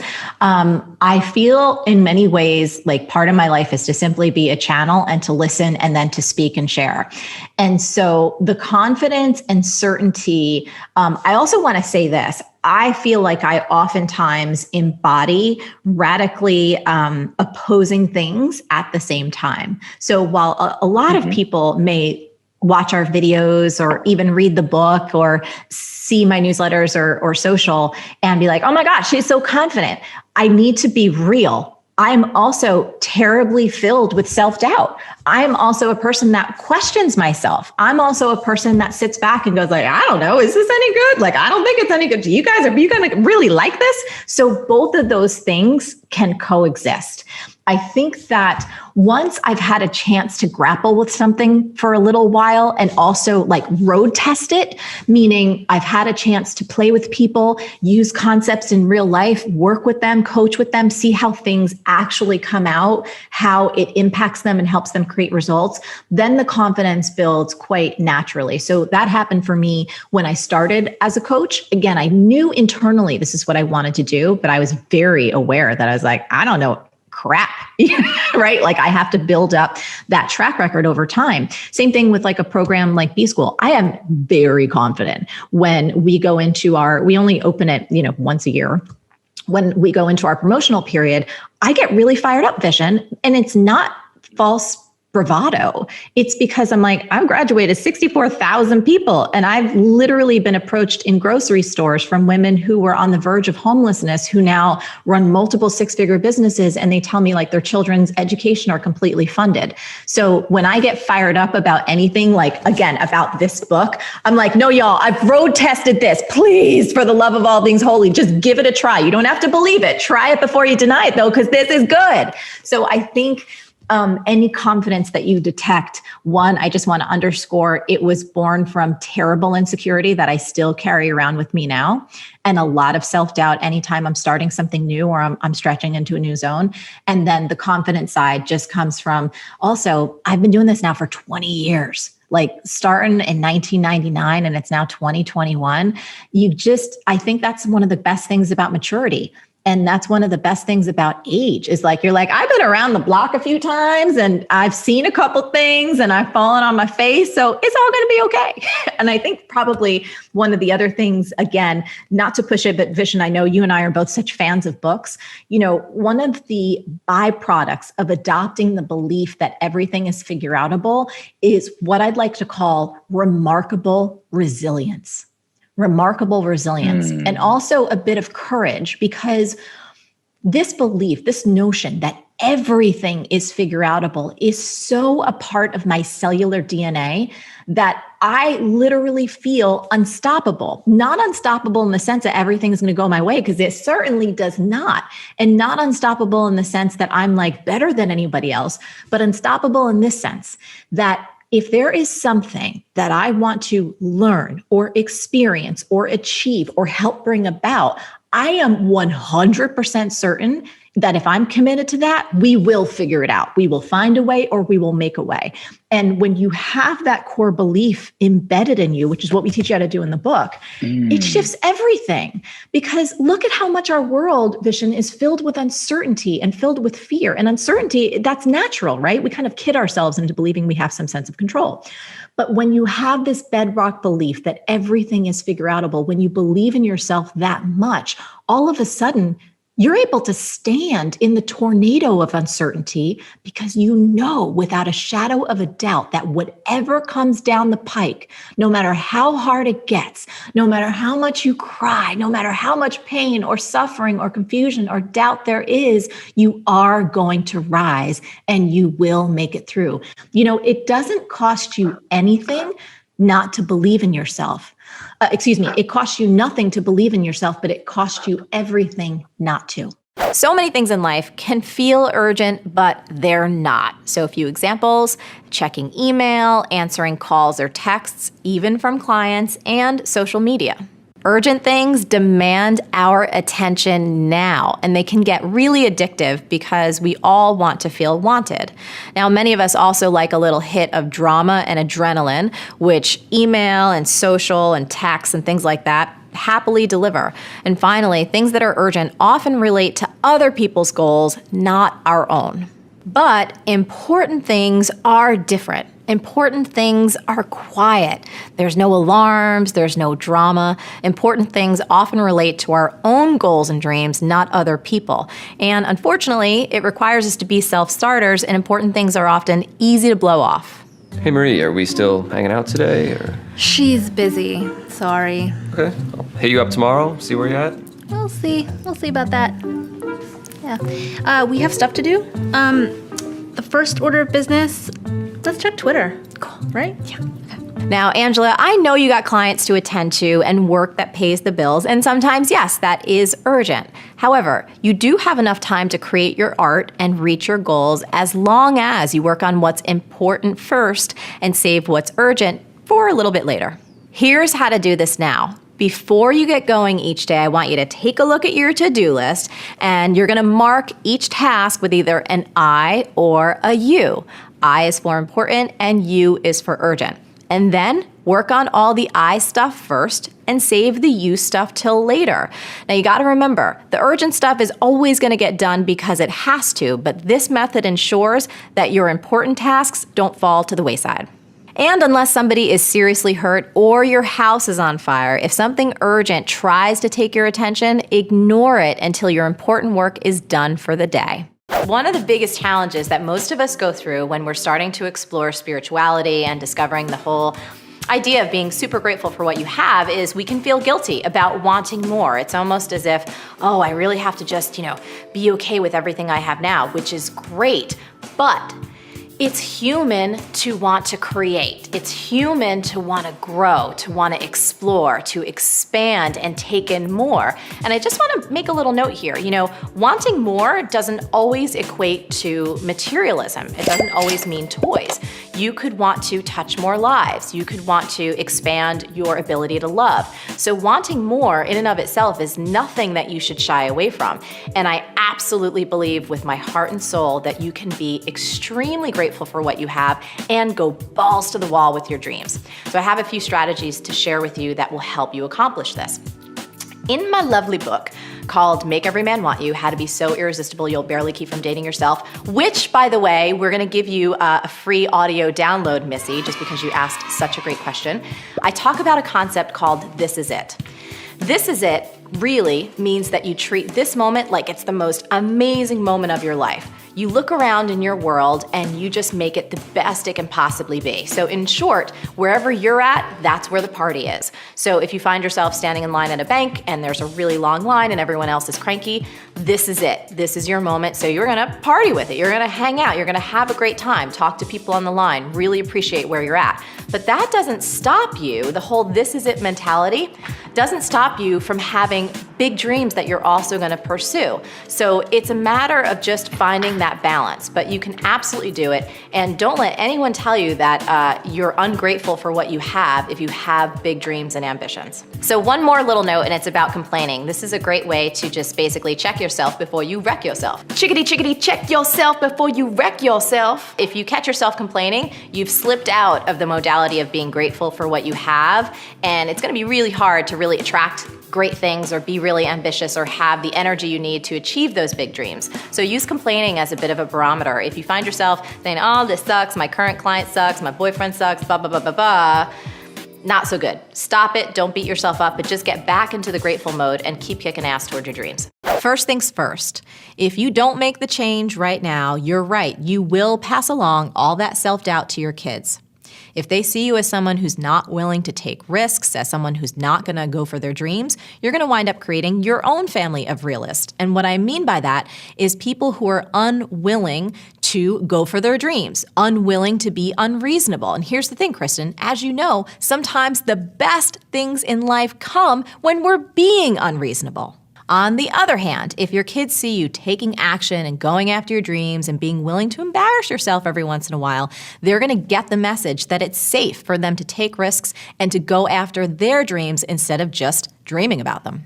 Here's the other thing about what's missing from your life, Kristen. What's missing is fun. Just because you're in a slump, it doesn't mean that you've outgrown your house or your marriage or a job. All it means is that you've outgrown your tolerance for leading a boring-ass life. We human beings need to be creative. We need the adventure and the excitement and the variety that comes from creative endeavors. And when I was reading your question, that little line that you have about dancing, that you wish you could dance, you wish you could sing, tells me that you are creatively malnourished. You are starving right now. And look, you don't have to go audition for X Factor or do anything crazy like that. You can just start singing in your shower if you want, or you can take dance breaks at the office. I'll give you an example from my own life. I am a bit of a closet hippie, and in the past year, I've been starting to go to drumming circles. I have no idea what I'm doing, but I love it. Sure, I could have let the fear of looking stupid stop me, but when has that stopped me before? Do not give anyone the power to make you feel worthless. Nobody. As Eleanor Roosevelt famously said, no one can make you feel inferior without your consent. And there's no place that this is more true than with criticism. Now, here's an exercise that I want you to try, Anne-Marie. It's called Give Your Critics the Mic. So not literally on the stage, but give them a voice on the page, meaning in your journal or on a legal pad or on a computer. Wherever you like to write privately, I want you to go off on yourself. So write out the exact words you think it would crush you to hear. So what could anyone say about you that you would consider bad? Would they say you've got a weak voice, that you're too old to be doing this, that your songs are just bubblegum pop, dreck, that you're pitchy? Got that one from American Idol. Would they say you're a wannabe Katy Perry or a poor man Stevie Nicks? If you've already heard hurtful things, you can include those. Then take a deep breath in and out and read it to yourself. Or if you've got a creative soulmate who just gets it, you can read it aloud to them. Then, boom! The worst that anyone could say about you, you've already said. You've faced it. Now, I want to be clear. The point of this is not to trash your self-esteem. It's to bring your fears out into the light, because when you do that, they lose all of their power. Just like the boogeyman, that shadow in the corner you thought was a big scary ghoul turns out to be a freaking coat rack. Most of us struggle with being more consistent in some part of our lives, and it's really worth working on because the rewards of being consistent are huge. So that being said, here are 5 secrets to help you be more consistently consistent.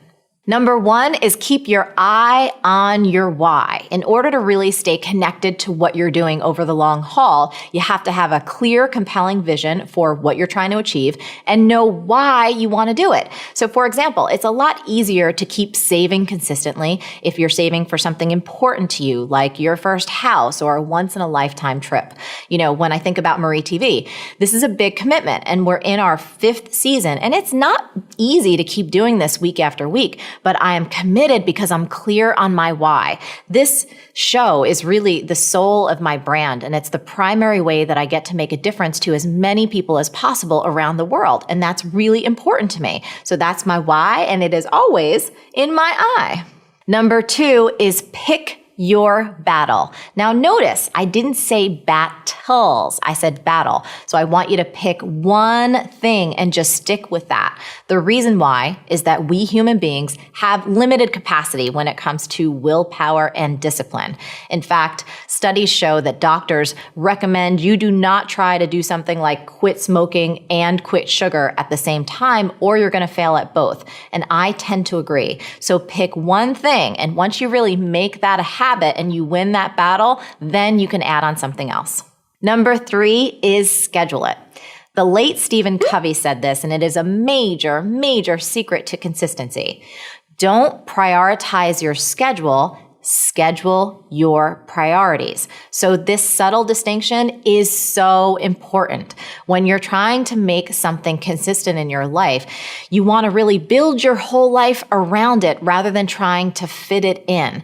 You know, when it comes to MarieTV, the reason that this gets done so consistently is that we schedule it and we build our entire year around it. So everybody who works on MarieTV, we have these dates for the year. They are sacred, they're non-negotiable, and this is gonna happen come hell or high water. Hey, it's Marie Forleo. You're watching MarieTV, the place to be to create a business and life you love. Today's Q&A Tuesday. Keep rolling. Number 4 is ignore your feelings. Now, this is probably the only time you're going to ever hear me say this, but when it comes to developing consistency, it's pretty darn important to ignore the voice in your head that says, "Wah, I don't feel like it." I mean, anytime you're trying to be consistent at something worthwhile, like working out or meditating or painting or whatever, it's guaranteed you're going to hear that voice. Well, I don't feel like it. I mean, I hear that voice all the time. There are some days, as much as I love what I do, I don't feel like going to work. I don't feel like doing much of anything. But I've trained myself to override that whole voice in my head because I know the power of consistency.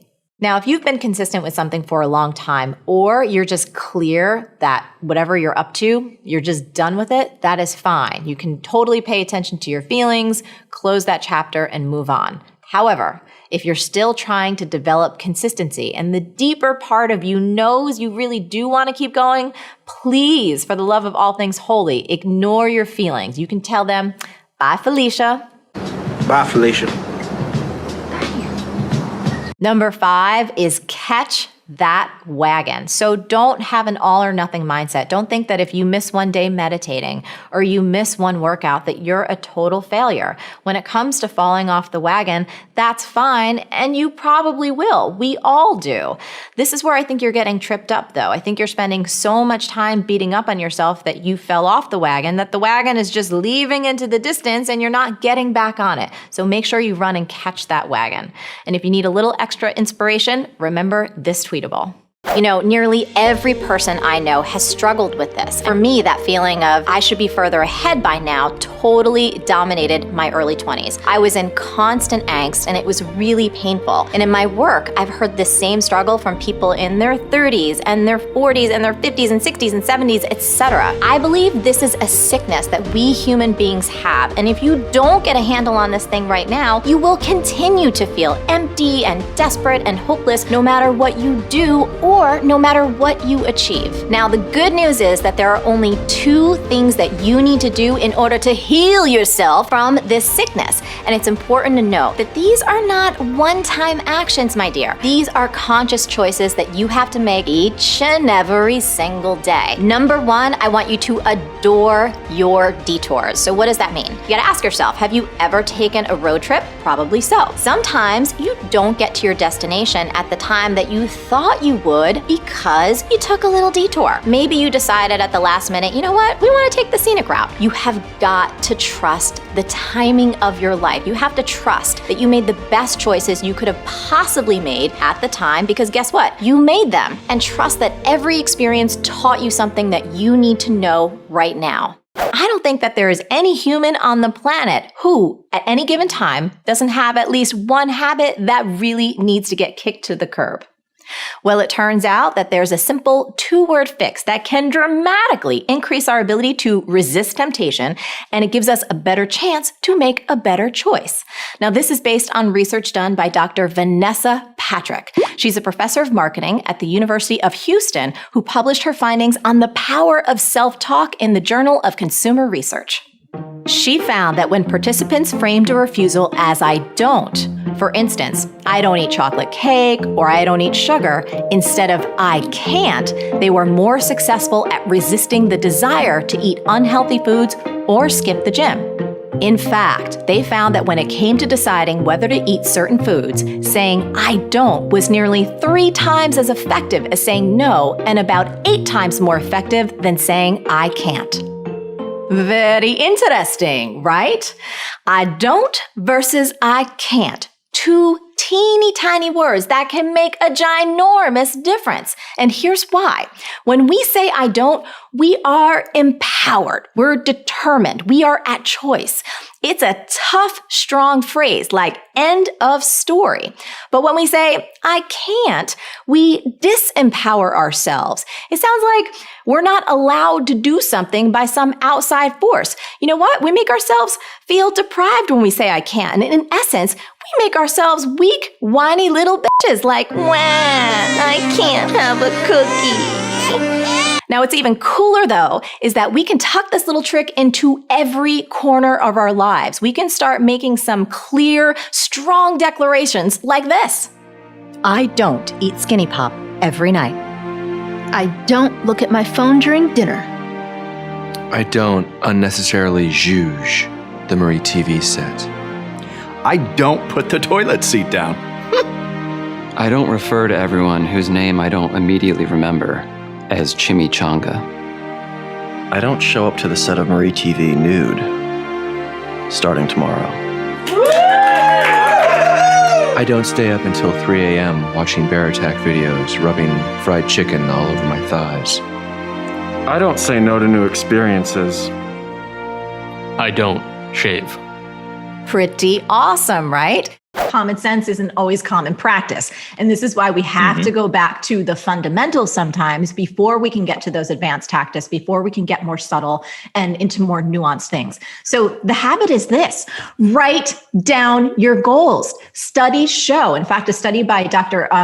Halverson showed that we human beings are literally 42% more likely to achieve our goals if we simply write them down. And this isn't about magic. Well, there is some magic to it, but in a very literal sense, it's about focus. You know, Vishen, one of the things that I did, I had this dream when I was writing the book, which, by the way, I was horrible at writing this book. I was so stressed out. I was putting so much pressure on myself. I wanted so badly to make it as good as it could possibly be. And I was driving myself bonkers.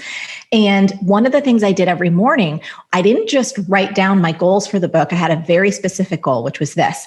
I wanted, to the best of my ability, to set up this book to be a #1 New York Times bestseller. And you and I both know, because we have so many friends in the industry and so many authors, you can't control that, you know, especially if you're doing it completely organically, right? It's one of those things you just kind of hope for. Maybe it'll happen, maybe it won't.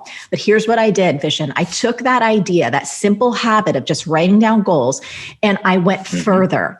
I wrote down, I am a #1 New York Times bestseller 15 times every single morning in my journal for probably about 18 months. I still have all the journals in my drawers in my house. 15 times every single morning. That is so interesting. Every morning. And it was using the words, I am. Right. So it was just, I am a #1 New York Times bestselling author. I am a #1 New York Times bestselling author. And my intention was around this book. Again, completely consciously knowing, first of all, that that is an arbitrary goal. Second of all, there's a little bit of ego involved. But third of all, I also knew that if I could at least get on the list or maybe get to be #1, the most important thing for me wasn't about the title for myself. It was about the fact that that would get this book and this message into more hands. It would give it that extra little bit of credibility that would hopefully get this idea out. And one of the things I wrote about in the beginning of the book was this. You know, a friend of mine who is the CEO of Shopify, I ran into him in New York while I was working on the book. And by working on the book, I mean stressing out over it. And Toby is his name. He's like, you know, what are you working on? I said, I'm working on this book. And he's like, why are you writing a book? He's like, that's a huge project. Your business is going great. You have so many other things going on. Like, why did you say yes to this? And I said, Toby, you know what? If I were to get hit by a bus tomorrow, and I could only leave one thing behind, it would be this idea. If I can do a good enough job explaining this philosophy, this belief, and the profound transformation that it can spark in every human being, then I can be like riding off on the unicorn in my cosmic next adventure going like, all right, I did it. Peace. Taking it back to 2010. But that was the feeling I had. So, you know, this idea of writing that down every single morning. And it was like 5 a.m., you know, and sometimes I would be so blurry eyed and I didn't want to do it, but I did it every single morning, 15 times. And when the New York Times list came out the week after we published Vishen, I like broke down in the ugly cry. Like I could not even breathe. I was partially exhausted because we were on tour and I was traveling around and doing just, you know, like a ton of stops or whatever. And partially just so humbled and so emotionally, just like an emotional release. So that's the habit. The habit, it's so simple. Write down your goals. If you want to supercharge it, if you want to take it to that next level and you have a singular goal that you're working on right now that is more important to your heart than anything else, write it down 15 times a day. We all know we have something called the reticular activating system, that part of our brain that helps us sift and sort what's important and what's not. And on the most basic level, writing your top goal down every single day 15 times will give you the focus that you need every morning to not get distracted by shiny objects and to do everything in your power to activate that goal and to help bring it to life. Back in college, I had some nasty nights doing shots of this awful cinnamon flavored liqueur called Goldschlager. It's pretty much disgusting. Now, when you compare your path with someone else's, you're basically drinking Compereschlager, which is like 100 times worse for you than Goldschlager. And I gotta say, that is not easy to do. Now, you know that you've been doing shots of Compereschlager when you're left with a major comparison hangover, which is what you're experiencing right now. Now, comparison is where all of this I should be further ahead by now BS stuff comes from. And I guarantee you, if you stop doing shots of Compereschlager to a very large extent, you're gonna stop feeling all this angst and anxiety and hopelessness. They say comparison is the thief of joy. I say it's the hamburglar of happiness. It will not rest until it takes all of your self-esteem, makes off with it into the night, and leaves you doing the ugly cry in the corner. So you might be asking yourself, well, how do you stop comparing? It's pretty simple. You have got to put blinders on, because constantly looking to the right or to the left is actually what's slowing you down, and you need to focus on your own game. So if you really want to do a comparison cleanse, try this. Do a total social media detox and stop following or looking at people who you tend to compare yourself to. Don't pick up magazines or watch TV shows that portray some unrealistic ideal of perfection. Do not go actively searching for things that you know are going to leave you feeling upset. Now, I know that this takes discipline and it takes constant vigilance, but I gotta tell you, commit to this, and I promise you will feel better than you've ever felt before. And you're gonna have more time and energy to make your dreams come to life. Sometimes the only way to create what you really want means walking away from the sure thing you already have. Now, before we dive into this, I wanna share a little line from Jim Collins, the author of the classic book, Good to Great. Jim says, "Good is the enemy of great and is why so many things don't become great. We don't have really great schools because we have good schools. We don't have great companies because we have so many good ones. And when we look back over a life and see if it's a great one, we don't see many because it's just so easy to settle for a good one." Now, if we unpack this a bit, we'll see that there's two main factors that keep us trapped in good land.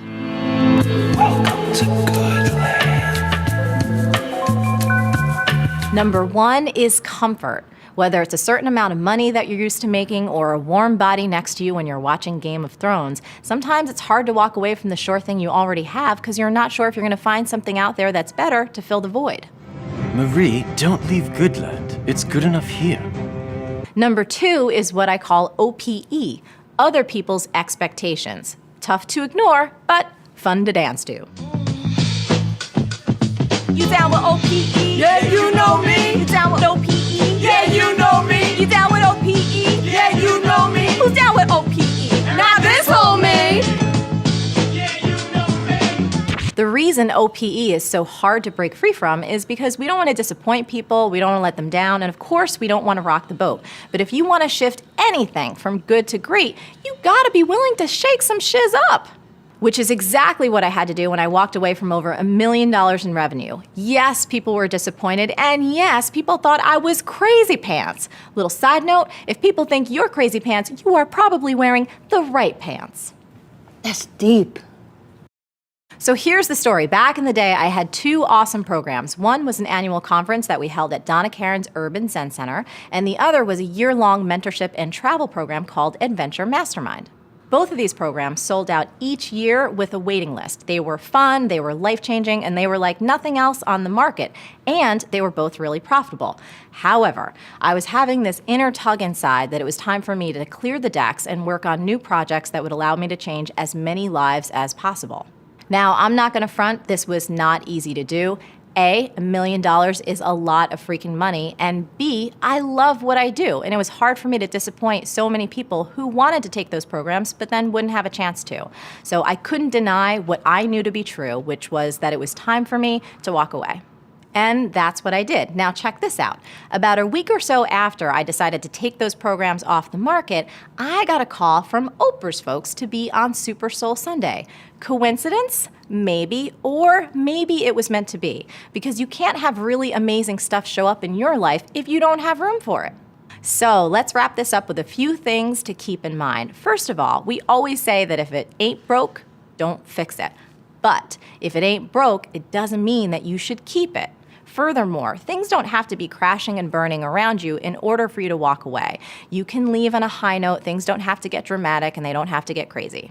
Second, as Jim Collins said, good is the enemy of great. Complacency can be a curse, so watch out for it. According to Frankl, he believed that one component of well-being is based on a certain degree of tension between what one has already accomplished and what one has yet to achieve. So in other words, who you are today and who you hope to become tomorrow. So if you're worried or ever have those thoughts that somehow you're a failure because you haven't achieved all of your dreams quite yet, listen to me when I say this. You are not a failure. That tension is a really good thing. So embrace that drive that you have. Embrace your ambition and the gap between where you are and who you are today and where you want to go and who you want to become over the next year and 10 years and so on. So when it comes to making meaning in our lives, Frankl shares 3 simple avenues. The first avenue is creating work or doing a deed. In other words, having a project that you're working on that requires your skills and abilities. You know, one of the most powerful stories in the book for me was when Frankl arrived at Auschwitz and he had the manuscript for a book that he was working on and he had it in his coat pocket. And when he arrived, they confiscated it from him, just like everything else. And he was heartbroken. But what he did throughout his time there is he started looking for these little scraps of paper and he was collecting them so he could start recreating his manuscript. And that really helped keep him focused. And there was this other thing that he shared that I really related to. You know, while I have a stepson and I have a fur baby, I don't have any biological children. And he was talking about this book being his mental child. And having the ability to focus on that mental child and how important it was for him to nurture it and bring it to life and put that manuscript back together was really a key in helping him survive that experience. The second avenue, by experiencing something or someone. So in other words, experiencing beauty or truth or goodness or love, whether that's through nature or by loving someone else. You know, Frankl shares these moments throughout the book. For example, when he was being transferred from Auschwitz to a Bavarian camp by train, how he and everyone was in this crowded train and they were crowding around this tiny barred window just to catch a glimpse of the mountainside and the beautiful sunset. And in Frankl's own words, he said, "We were carried away by nature's beauty, which we had missed for so long." Or the other thing that really stood out to me in the book was how much Victor connected with his wife through his thoughts and his imagination, and how much his love for her kept him fueled and really kept him going.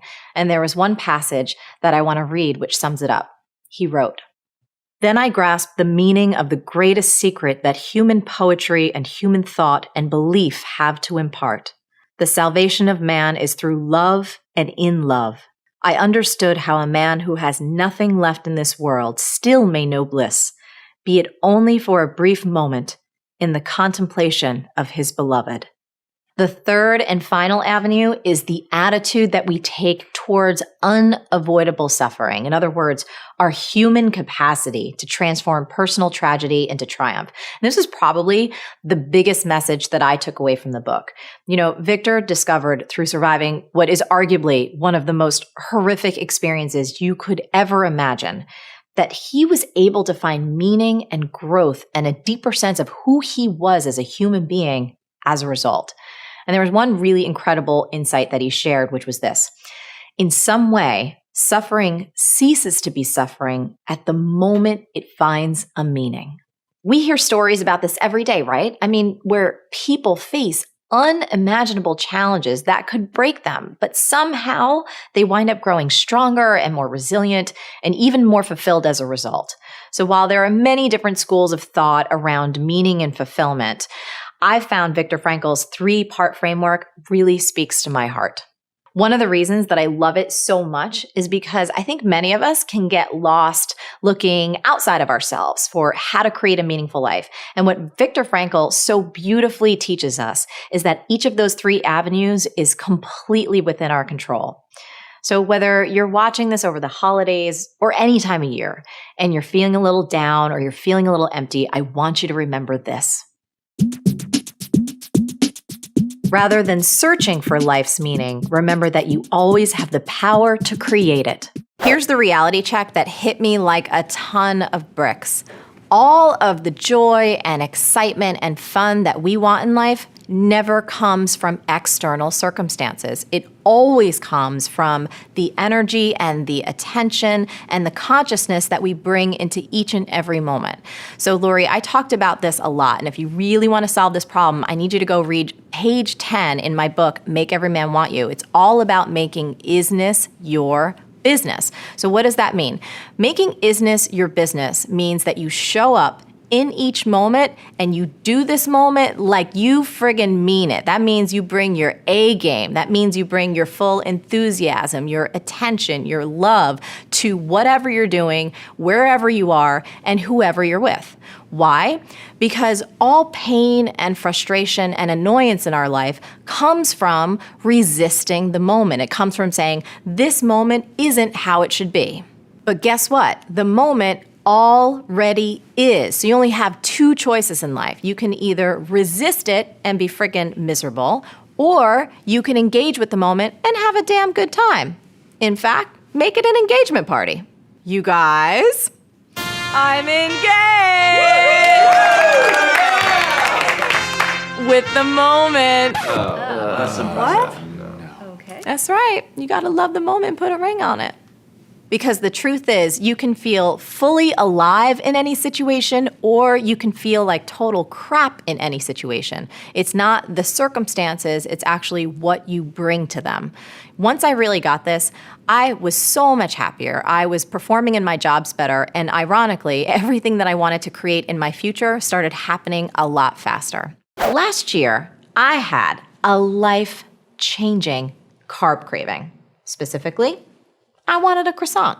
And my first thought, I should walk around the corner to that cute little French bakery that I've been always meaning to try. It's one of those places that you probably have in your neighborhood where you walk by a million times, but for whatever reason, you never go in. So I walk over, and as I'm getting up to the door, I notice this little white piece of paper on the glass door, and it says this: closed due to vacation. Now, typically when I go to a store and it's closed, I'm usually like, wah, wah. But this time, I was actually like, OMG, closed due to vacation? It's a revelation. This is a party. There was no disappointment. In fact, it was super inspiring to me that someone could close down their entire business for an extended period of time just for vacation. So nobody died, they weren't going out of business, it wasn't renovation. Nope, they just wanted to take time off. So I got so excited by this idea that I forgot I even wanted a croissant. I ran home, called up my team, and I told them, we are closing down at the end of the year for 2 whole weeks. And we did it then, and guess what? We're doing again right now. We're closing down for the next 2 weeks. Now you gotta get, this was a pretty big move for me. Doing stuff nonstop is pretty much in my DNA. I mean, I've been working consistently since I was 10 years old. Yes, I've taken vacations, but this idea of completely closing down your entire company for an extended period of time, that's pretty radical, at least for me. I mean, I know they do that kind of stuff in Europe, but I'd never really seen it done here. And in this digital age, and since I run a digital company, I feel like there's this ever-growing pressure to always be on and always be responding and always be engaging and always be creating something new. But the truth is, from my point of view, this always on, always pushing, always going, it's really a sickness. And over time, it can destroy you. It can destroy your health and your creativity and your relationships and everything. And I mean, when it comes to your team, it can burn them out and take them completely out. And the more experience I have in this world, the more I see that personally, my soul craves downtime. It craves playtime. It craves time completely just off the grid. Now, if you're anything like me and you're super passionate about what you do, even just the thought of taking significant time off can feel scary. I mean, after all, let's say you take yourself off the grid and all of a sudden everybody forgets about you, or you miss out on some huge opportunity, or goodness gracious, your competitors get ahead. No! But here's what I learned when we shut our whole company down for 2 weeks last year. It was the best thing we've ever done. Everybody, including myself, came back so refreshed and rejuvenated. And the entire team came back with new ideas to take the company to the next level. And I came back with a piñata and this really handsome sombrero. Which we are totally making a product around. I mean, create a sombrero and a piñata you love. I'm telling you all of this because I want you to remember 2 important things. First up, great things happen when you unplug from technology and you plug into your real life. Now, as much as I love technology, and I really do love it, I have learned it is vital to take time to just let yourself be. Because if you're constantly listening to the noise of the world, it's impossible to hear the whispers of your soul. What's that? My soul just told me. That's a tweetable. Now, if you're thinking to yourself, this sounds great, Marie, but I can't take 2 weeks off right now, or I can't take a whole week off, that's completely fine. But ask yourself, can you take 48 hours off, or maybe just 1 day? And number 2, the whole point of this episode is this. You get to write the rules in your business and your life. Question everything that you think you have to do. Really challenge those assumptions. Do you have to be on Twitter? Especially if you don't like it? Do you have to work on Mondays? Do you even have to wear underwear? Do you have to wear pants? That's it, Jams. Olay. But seriously, do not undercut your ability to craft a business and a life that you truly love. Your work does not equal your worth. Entrepreneurs are not better than non-entrepreneurs, and working on Wall Street isn't better than working as a waitress. There's no such thing as only in anything. Our true worth doesn't come from the work we do, it comes from who we are as human beings. Now, I know sometimes that's easier said than done, but if you want to be in charge of your happiness, you need to remember that.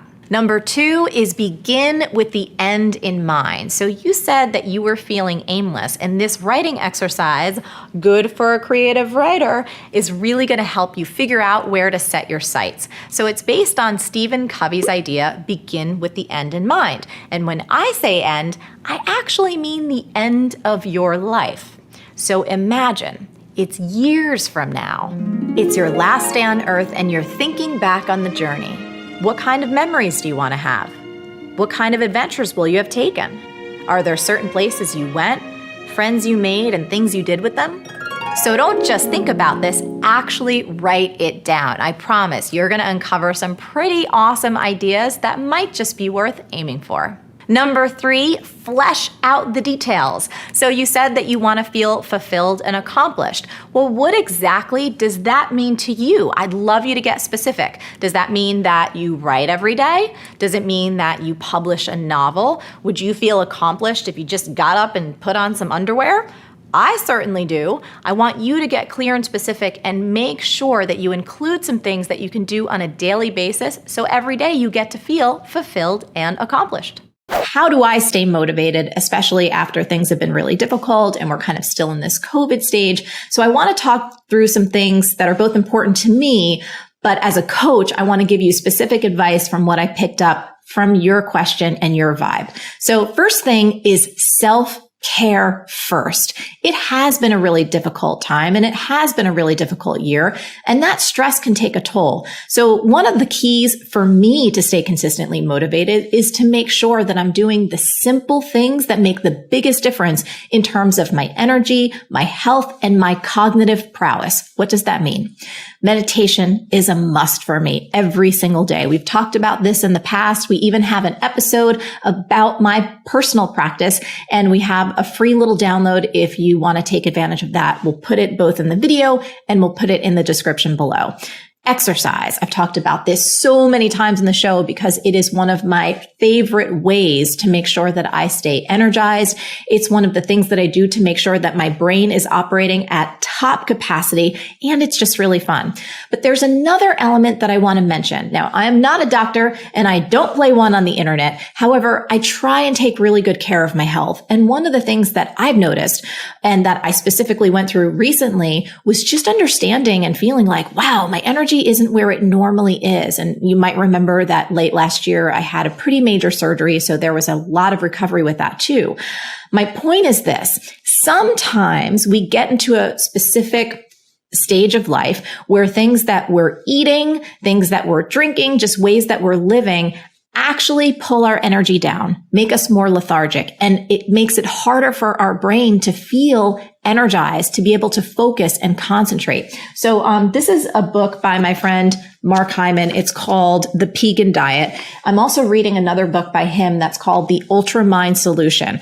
I would highly recommend that you check these out if you have any suspicion that, you know what, maybe the things I'm putting in my body could be creating a little bit of stress in my gut or making me not feel so good. And I will tell you, it has made a tremendous difference in a short amount of time in terms of my self-care, my energy, my ability to focus and concentrate and have really high energy levels, which speaks into motivation and getting unstuck and getting things done. Number 2, and this one is the one I really wanted to say to you specifically, Lori. So ambiguity is the enemy of execution. You talked about being a therapist. You talked about getting your coaching certification. So here's the deal, my love. I need you to decide what is the one single project that you want to work on at this particular stage and season of your life, whether it's for a month or the next quarter or the next 6 months, whatever the time frame is, and decide what that one thing is so we can get you moving on it. Anytime people come to me and say, I don't know, I just have so many things I might want to do, I know that they haven't decided the one thing that's most important right now, and they have no plan to execute on it. So since you mentioned that you have this fantastic little book called Everything is Figureoutable, I want to encourage you to go back to chapter 6, which is define your dream. Because not only do you need to define specifically what you want to work on at this particular time, you also need to have a stack of emotionally compelling reasons why that particular project is so important to you. So it has to be important to your heart. It should be important to your mission. It should be important to your bank account. There should be all kinds of reasons why this particular project, this milestone, or this goal has to be reached. And we need that to be very concrete and specific. So remember, ambiguity is the enemy of execution, my friend. So that is step 2. And now for step 3, I highly recommend this.